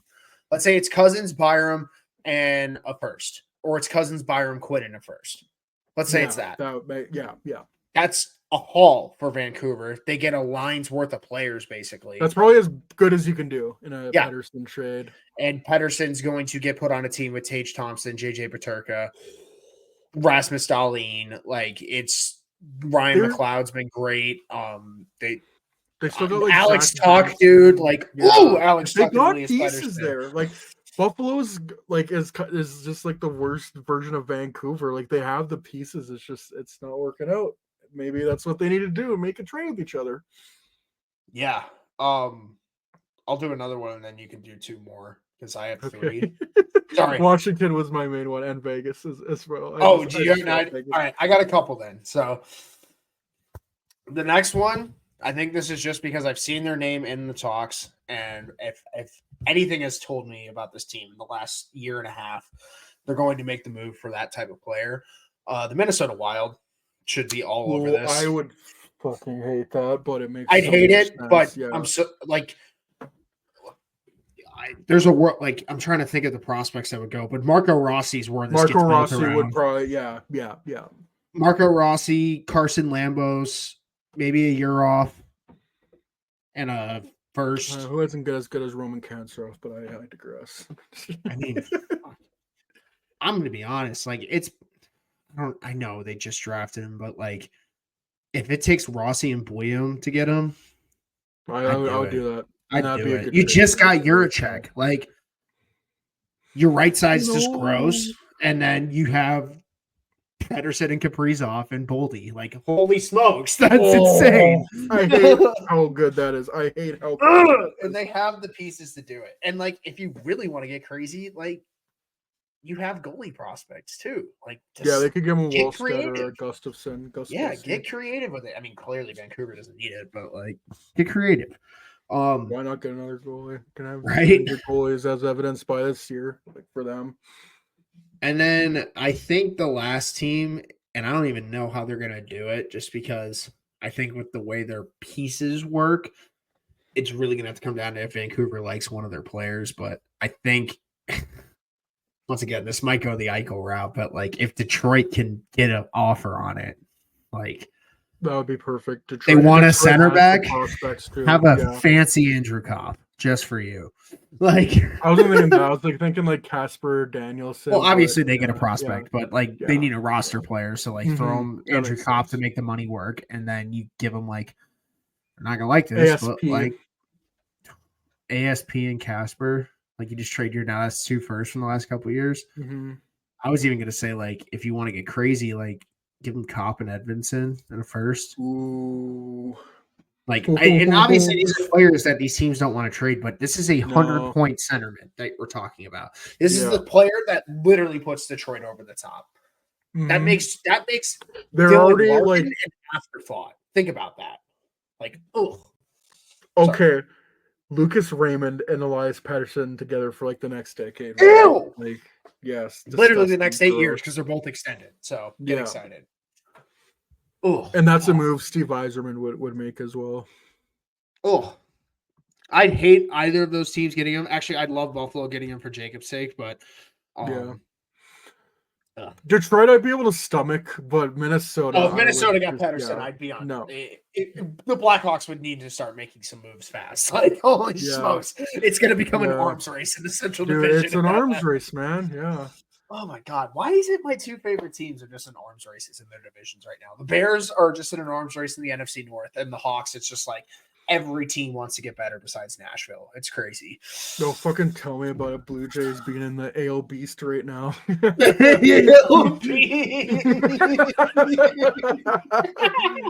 That's crazy. AL Beast is crazy.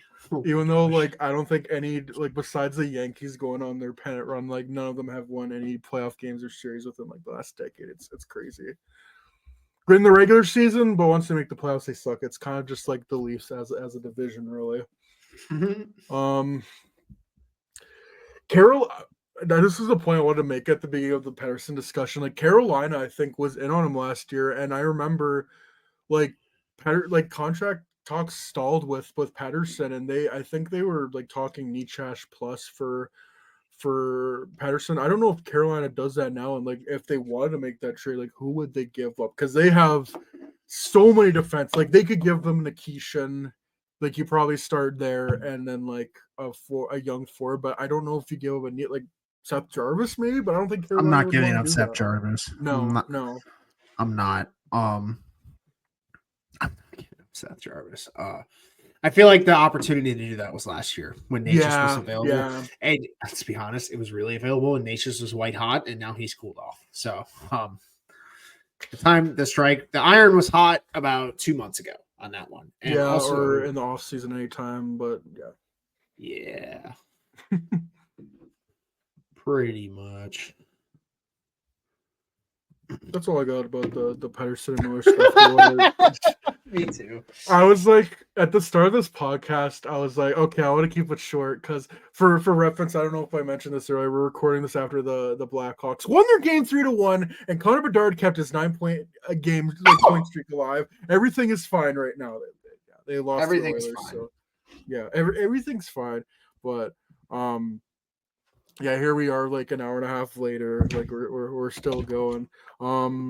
You wanna quickly touch on the Rangers here, because holy shit, are they free falling right now? They really are, Tom Petty. They are 19-20-2 right now. They are below 500. They played 41 games. To me, I've said this before. I think Joel Quenneville. Like, if a team's gonna pull the trigger on Joel Quenneville, it's James Dolan. He's the owner, right? It's James Dolan, Chris Drury. I think they'd be the one to pull the trigger on Joel Quenneville, because you gotta switch something up there. Have to. It's sounds like Zibanejad declined to trade to Vancouver, so that's exciting. No move. What was the trade offer that was declined? I don't even know. I just heard Zibanejad declined to trade, so Wasn't it like Zibanejad for Miller or so? I can't fucking remember. There's too Miller much back shit in going New on. York? Oh man, Yeah. full circle, decade later. Get excited. But yeah, Rangers have done a lot. Like they traded Jacob Trouba. I don't think we ever talked about that. Then they extended Shesterkin, and that's fixed nothing. And not that Shesterkin is the problems, but there just seems to be like a culture problem there. And the easy thing to me is just to fire the head coach. Like they've done this before. Like didn't work with Gallant, they fired him, and then Laviolette. I can't even say his fucking name. That's why they should just fire him, because they can't pronounce his name. I mean, got them to the conference final last year, lost to the Panthers. Like, just do it again, I guess. Just get another head coach in there like Joe Quenneville. We always talk about it, coaches with shelf lives, and we go to Torts. Laviolette needs to start being in that discussion. Oh, he's there. Like, to me, if anything, they hired the two guys that have a worse shelf life than Tortorella. Like, you know how I know Tortorella backlash. Sorry.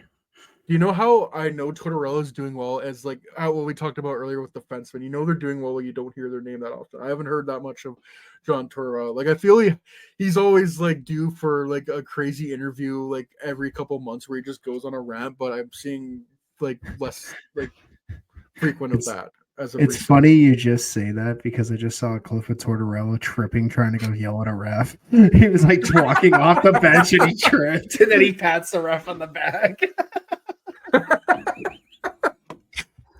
Dude, he's so fucking funny, dude. Like, Dude, he wears his I love sweats John during the Tortorella. game now. He's a fucking real one for that.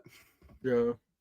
His jumper. Like the Blackhawks could use a John Tortorella. Like if they hired John Tortorella, I would not be upset. Like I think you God, that they kind of need person. someone like Torts also like yeah, he can get the most out of a dart. I've seen him do it with multiple high-end players. Travis Konecny's on pace for 90 points this year. Like That's crazy. 40 goals and 50 assists, dude. That's what he's on pace That's for. fucking crazy. Yup. Yeah, like speaking of like maybe like clashing with like personalities, like John Tortorella still can get like the way more often than not gets the best out of his best players. Facts. And seeing that with Philadelphia right now, like I think they're fighting for a playoff spot, if not wild Well, card. Philly- Okay, maybe not so much, but Philly's they're just more competitive than the Blackhawks taking are. strides. Mishkov got off the schneid today, which is good because he has 2 points since like December 11th. So, Well, they that's- crushed the Ducks. okay, counterpoint. It's the Ducks. Yeah, I know. That's what I mean. Like yeah, they just crushed them 6-0. Man, you know what? As bad as the Blackhawks are, they could be the Ducks. So, The Ducks are like have been doing this for longer than the Blackhawks are, and I would argue like they have more of a depth of a pool to take from, and they're not much better off than what the Hawks are. nope. No, they are not. And, instead of having a generational talent, they have Leo Carlson, who's not terrible, but he's also like the Ducks have a 9-point favor. They're 17-20-5. Mm-hmm. Yeah. Cool. This is like an uptick for them. And sadly enough, this is the uptick that I wanted the Hawks to take, but we're just not gonna talk about it. Yeah. But the Ducks have had more years of top picks to boot. Yeah. Like Cutter Gauthier, 18 points in 42 games. Did you see it? Like Mason McTavish. Ooh, what's going on there? Leo Carlson. Ooh, what's going on there? Oh God. What the fuck is wrong with this team? Oh my God. Jesus.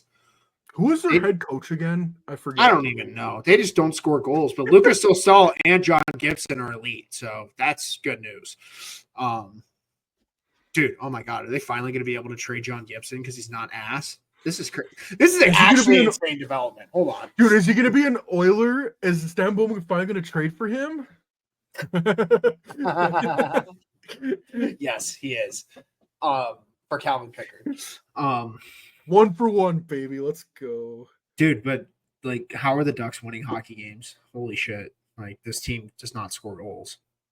Like, you thought the Hawks don't score goals? They have 2 players with 11 or more goals. Like, that's not good. Why is Alex Killorn your third leading goal scorer? Jackson Lacombe is your third leading goal scorer. What the? He's been. Hold on. Yeah. Jackson Lacombe is like half point a game. What the fuck? Okay. Yeah. Shout out him. Good player. I mean, Anaheim back to developing their defensemen at least. Like, they can just pump out defensemen like nothing, but they can't score goals. Oh no. Anyway. You should totally trade this Mason McTavish for Philip Kershaw. Oh no. I would. Dude, like literally, there are so many players I would do that for. I would do that for Zegras. I would do that for probably just Zegras and McTavish. Okay, maybe just Zegras. Like he cuts himself off halfway through. I'm like trying to think of like who else would be in that. I'm like, I don't think we're getting Cutter Gauthier or Leo Carlson. I don't think Dude, we're appreciating assets right now. You ever want to know how the Ducks draft forwards? Look no further. Poor guy, but Isaac Lundestrom just. Oh God, he's played 300 games and he has 76 points, and this guy was a first-round pick. Ooh. His career high is 29 points. He has 7 points in 40 games. In other words, trade him for Philip Kershaw right now. Let's just get both these guys. I would and at change least this team try. around. I would try that. Dude, Isaac on the Lundestrom wheel, low-key yeah. would fit in with this top 6 runs anyway. He and Maroon, these big foxes skating around. Yeah, let's do it. These big fucks. God, what a terrible team. Oh my God. Jacob Trouba and Radko Gudas on the same right side with all these young stud left-handed defensemen. Holy smokes, this is a nightmare. But what I hey, heard, listen, looks like they're good defensively. So from what I've heard, Gudas has been good for them. Like I think that's a reason why he's the Oh, captain. I'm trolling. I'm strictly trolling. Yeah. Gudas is actually a good defenseman. It's Dude, much- I would love Gudas on the Hawks. Like they need Gudas that for kind of Murphy. The player. trade is 1-for-1. Oh, I would do that. Yeah. Murphy, you want to go live in Cali? Yeah. Mm-hmm. Want to go live in Orange County? No. Probably not right now, unfortunately. But yeah, anyone living in like the LA area right now, that fucking sucks. Like on the real, like there's still like a few things to talk about. We're almost at 2 hours. Let's speed run this. So Blackhawks did play the Red Wings yesterday. I kind of want to talk about them, how they fired Derek Lalonde like right after Christmas, but then brought in Todd McClellan, who honestly I would put in like with the group of like Gerard Gallant and Peter Laviolette, where I think he has a bit of a shelf life because he's a bit of a hard ass, but he goes in there and he's made Detroit win 6 in a row, and it also helps that like Patrick Kane has been resurrected again. Yeah. Helps when your depth scoring is actually depth scoring. Always great. But yeah, Todd McClellan was not the answer I thought it was going to be for Detroit, and it's slowly starting to work. And let's be honest, with the way the Eastern Conference is stacking out, they are very much still in this. They are, what is it? The East is so wide open right now. They're 4 points out of a wild card spot. Columbus has that right now at 46 points. And let's put it this way. They're 4 points out of a wild card spot. And they're 4 points out of last place. So, or 5 points out of last place. So just keep winning games in that point, if I'm being honest. It's simple. Keep winning games. Well, like, think about it. Like, you're in a conference where every game is going to be playoff hockey. So this is going to work one of two ways. Either you're going to fold under pressure, or you're going to be like the Florida Panthers 2 years ago and just be fucking battle tested going into the playoffs. Diamonds are created from pressure. Exactly. Or something like that. I don't know. Okay. But I'm no scientific major. This is a team that literally just needs their secondary scoring to start scoring at a secondary rate, because like Lucas Raymond and DeBrincat and Larkin are each over 35 points. Like, they're all great. Kane's got 25, Sider's got 24, and then everyone else has a below 20, and that's not going to cut it ever. So, maybe some of that Steve Yzerman magic with the forward core can start happening, because it's definitely not right now.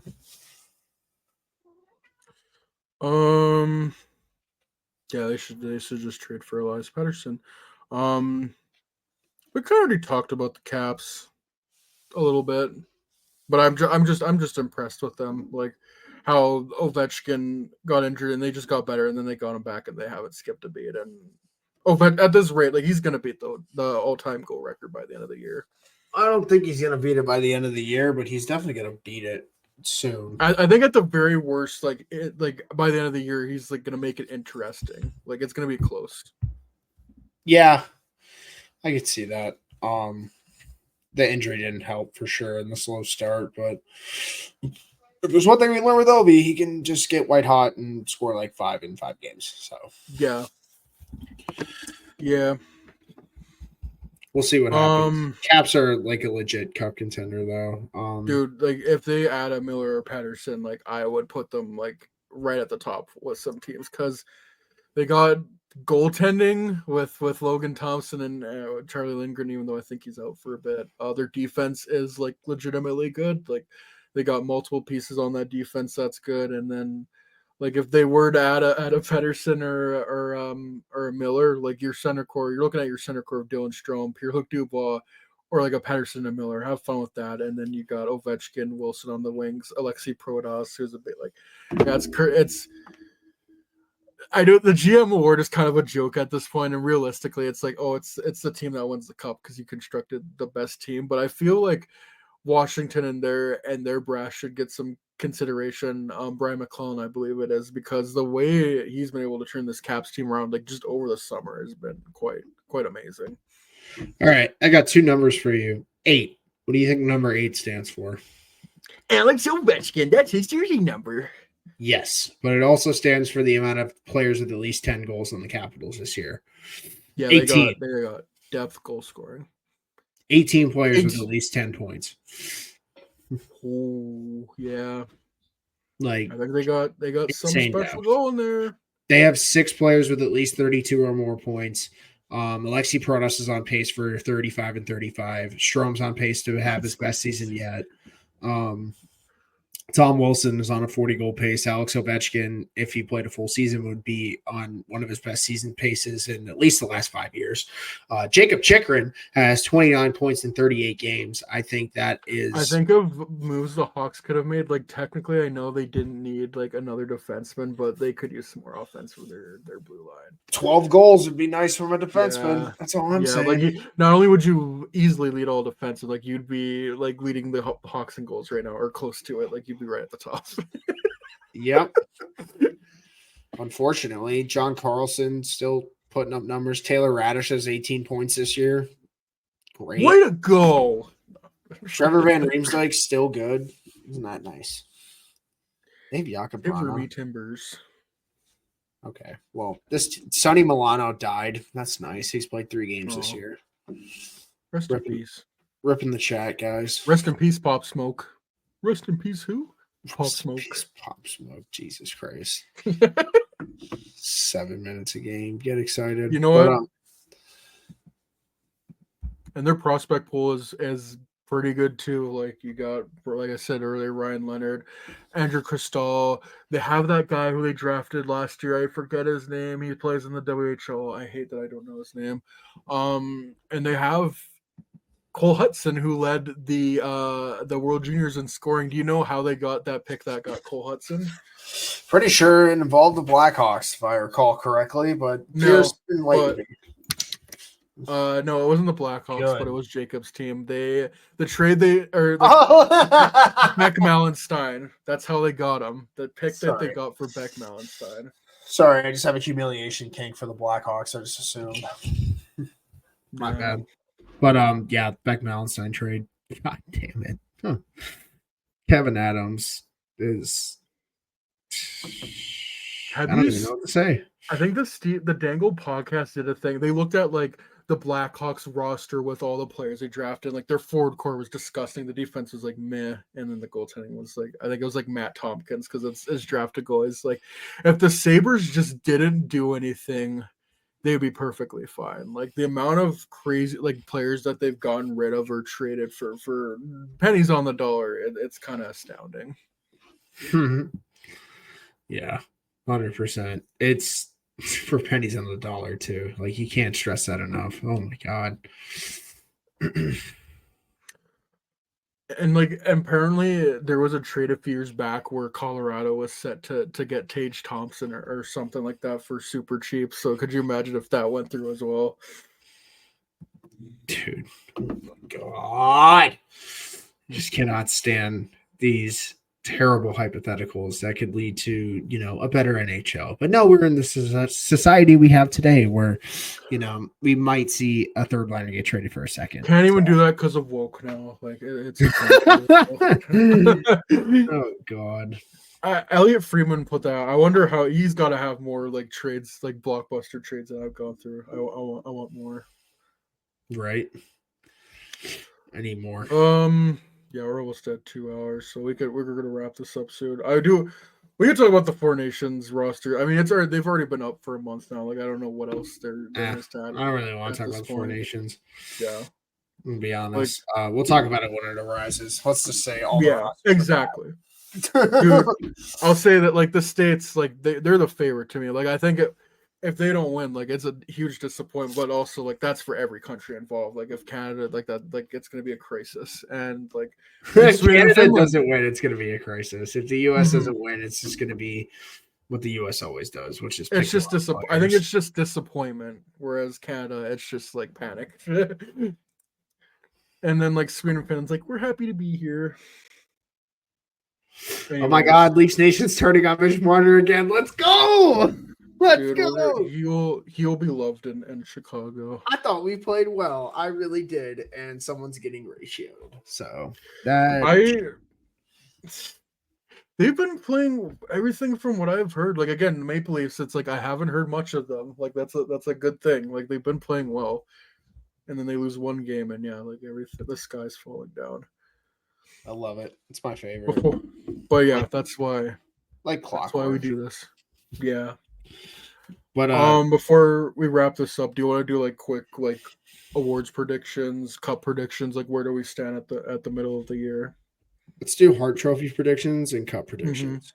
Let's go. Hart is like the hardest one for me right now because there's just so many good players, but as it stands right now, I'd probably choose Kirill Kaprizov because he's just carrying that Minnesota team. But like you can make a like Leon Draisaitl, Nathan McKinnon, like Nikita Kucherov, Connor. Like there's Jack Eichel. You would even throw there, but like as it stands right now, I think Kirill Kaprizov, Kirill the Thrill, future Blackhawk. I hope so. But I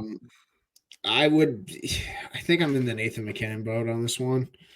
I think just the sheer fact that they have zero secondary scoring and he's putting up those kind of numbers. It's him, Rantanen, and Makar, and who else? Yeah. They're band of merry men. Like it's literally what it is. And like you said, 1,000 points by the end of the year. Oh yeah. And Draisaitl's like well on his way to a rocket. Like he's probably going to have 50 and 50 this year minimum, probably 60 and 31 60. and 32. Okay, here's the thing. Okay, so if Draisaitl legitimately hits like 60 and 60, he wins it. But if McKinnon is still on the pace he's on, he's getting at least 140 plus. So, or 130, let's say. But we'll go with McKinnon for now. But I'm on the fence about Draisaitl because if Draisaitl keeps that up, I do like Draisaitl, yeah, as well, and like McKinnon, like obviously. Every time we do this where we like look at the stats of the league, this just really is like a good reminder of how much talent there is in the NHL right now, like how like blessed we are to see Kucherov's an afterthought and he has 59 and 38. Like, oh my god. Like I'm looking at Draisaitl's stats since 2018-19. He has either scored 100 points or has been on pace for 100 points. The one year, like the 2021 short season, oh no, he had only 84 points in 56 games. But 18-19, 105 points, 50 goals, 55 assists. 19-20, 71 games, 110 points. That's when he won the Hart. 21-22, 110 points, 80 games, 55-55. 22-23, 128 points, 52 goals, 76 assists. Oh, and then the last year, a measly 106 points, and then he's gonna do better than that this year. Like that's so crazy. And he's not even the best player on his team, right? And like Kucherov had 100 assists last year, and I don't think that gets talked about enough. Like no, it doesn't. It's nuts. It's this season or this crop of players we have. Like these last few years of like really like since like we've gone back to full seasons after COVID, like it's just we've really are seeing the best players be the best players, and then like we're getting younger players like Jack Hughes step in. I think my favorite is that it's a down year for McDavid and he has 58 and 39. Yeah, everyone's like, oh, well, he scored 64 goals a couple years ago, and now he's only got 16 goals in 39 games, and he's on pace for like 30-plus goals. He's so good, dude. Oh, my God. I'm just looking at his year by year. He had 100 assists last year, too. I'm just looking at his year by year, and it's like if he doesn't get 100 points, it's a shame. Like, literally. Yeah. He had 1 year where he didn't. It was 64 games. Like, he got 156. Like, Jesus fucking Christ, this guy's so good. Yeah. Oh, my God. And like, the first season, point per game, 48 points in 45 games. Like, Jesus Christ. And then, like, you can't even say he doesn't perform in the playoffs because he had 42 points last playoff. 117 points in 74 games. And I'm pretty sure Draisaitl's is even better. Jesus Christ, dude. They're so good. Oh, my God. They're going to, like, it's a privilege to be able to watch players this good right now. Yeah, I wish the tickets weren't so fucking expensive so I could go in my city. And but also, McDavid has whatever. more points than Draisaitl in the playoffs. So I'm going Yeah. to chalk that up to Draisaitl being injured in 2 of them, but we'll just go with that. Just can't get it done when it matters. He I only guess, had but- 31 points in 25 games when he was dying on the ice last year, guys. Sorry. Yeah, he only had 32 points in 60 games when he could only skate on one leg. Just not good enough. Jesus Christ, dude. They're so good. Yeah, that's great. Like Travis Konecny, 50 points. Yeah, like Zach Werenski, like it's so crazy looking at, and like Pasternak down near 45 points, Nylander 44 point. Like, ooh. Oh man. And like, Oh yeah, and like Matthew Kachuk, boo, only 39 points. It's fun. It's crazy, man. dude, McKinnon's Bro. on pace for so much. And he's gonna half his goal total probably this year. Like, Jesus. For like all of the shit we give the NHL, it's like goddamn. They got some stars. I think They that's just why go- we give it shit, because Yeah, there's yeah. so much talent that needs to be put on display. and you can't right market now. it. No, You they can't can't market market it worth a damn. But I think that should be a good closing point to just say Yeah. NHL doesn't know how to market its product. Hard trophy. We already chose our picks. What are we thinking about Cup right now? Are you still Team Dallas? Probably. I think the Cup goes back to the West this year. yeah. I could go Dallas. I could go Vegas. I could go Edmonton. Like, I think the Cup goes back to the West this year. You know what? I'm going with Edmonton. It's time for McDavid and Draisaitl to get it done. I think. You know what? I'm gonna say something crazy. Oh, I think this is the year that the Lightning pull off their 2015 Blackhawks Cup run. ooh! I think The year that Or something. everyone writes them off. They're gonna be not the favorite in every series this year, and they're gonna find a way to win. And it's going to be against Dallas again. That'd be rough. Nah, I'm just kidding. Let's go like full hater. Let's make it Vegas. Oh, Vegas! I could. Vegas There's versus part of me. I'm Tampa. like, I think Vegas could like run the gauntlet and go like 16-4 in the playoffs this year. There's just something about them. They're such a well-oiled machine, and I ain't talking about. I think it's just the way Eichel's playing. Eichel's just been in his bag this year in a way that I don't think he has his entire career. No, it's just like they're still so good on forward. Like them losing Stevenson and Marchessault was a good thing, and like their defense is still the best in the NHL. Like if Aiden Hill, like I think he had a horrible start, but now he's fine now. Like yeah, they could easily win another cup. I think. Okay, throwing another name into the hat on the Hart Trophy, Jack Eichel. Yeah, I think I brought him up, but yeah, I think he needs more love. Yeah, dude, what the hell? I'm looking at this team like Like he's going career year right now. It's not. It's career year coupled with like no one else is scoring on the team. So, and Mark Stone's missed like 15 games this year, and he's still Mark doing it. Stone missing time and being on the injured reserve. No, that would never happen. Dude. But like, look at some of these stats. Like Mark Stone's got 35 and 27, and Barbashev has 30 and 31. But they missed time, and Eichel is still produced at his best rate ever in his Dude. career. He should be a finalist. I'll put it at that. Mm-hmm.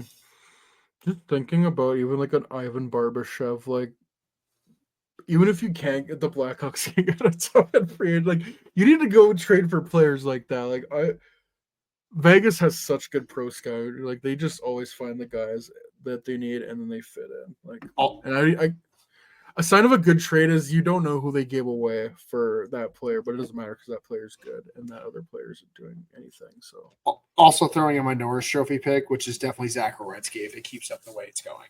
Like, yeah, he at the very least needs to get. he's getting his nomination revenant. to the top He's three. getting his revenant. Desna. Get excited. Yeah. And like Hellebuck's gonna win the Vezina. Like I think he should also get some heart love, like a bit of that. If Hellbuck keeps this up, yes, he should definitely get some heart love. Also, Anthony Stolarz. Holy shit. Okay.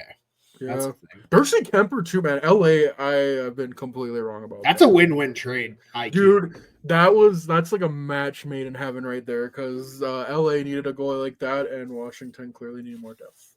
That's Yeah, important. Dubois had 33 points this year. Like, yeah, the goals haven't been there, but the points have been His there. point- And production. Just imagine when the goals do get there, he's gonna be a goal per Exactly, point per game. right? Yeah, Yeah, I think he had a game last game where it was like 2-1 and he had both goals against Vancouver. So yeah. trade value for Pedersen. Mhm. Oh my God, Dubois going back to Western Canada. That's never went. He's just gonna kill himself at some point. Oh god. Yeah, Connor Hellebuyck, 202 goals against average, number one, 928 save percentage, number one in wins at 26, and then number one in shutouts at 6. Beast. Yeah, I don't know what else to say other than that. We can wrap it up. 2-hour show. What do Yeah. you want? I think we needed to do that though. We needed Inside that. you, there are two demons watching a movie and watching the PJS cast. Would you rather watch Stanley Kubrick's 2001: A Space Odyssey or the latest episode of Peter's Cast? I know my. I'm watching Boss Baby. Next question. I want to watch Boss Baby too. All right. Boss Baby. Yeah, let's wrap this podcast up. Do you have any closing thoughts or anything about that? No, definitely good to get back in the groove though, for sure. Yeah. Yeah, like I just at this point, I'm like, we're so fucking busy. It's like whenever we can record a podcast, we'll do it. It's just like no need to set a schedule because so much could change. Yeah, I work a lot, so Mhm. We're adults, we're busy. Unfortunately, this is our job, but like whenever we get the chance to do it, it is fun. So yeah. facts. But yeah, appreciate y'all listening. Yeah, and we would appreciate it more if you gave us a 5-star rating on your preferred podcast platform. And if you're watching our beautiful faces on YouTube, hit that like button, smash that like button, even hit the subscribe button, and hit notification bell so you don't miss out on any new content. So for Pierce and Dylan, take it easy, y'all, and we'll talk another time.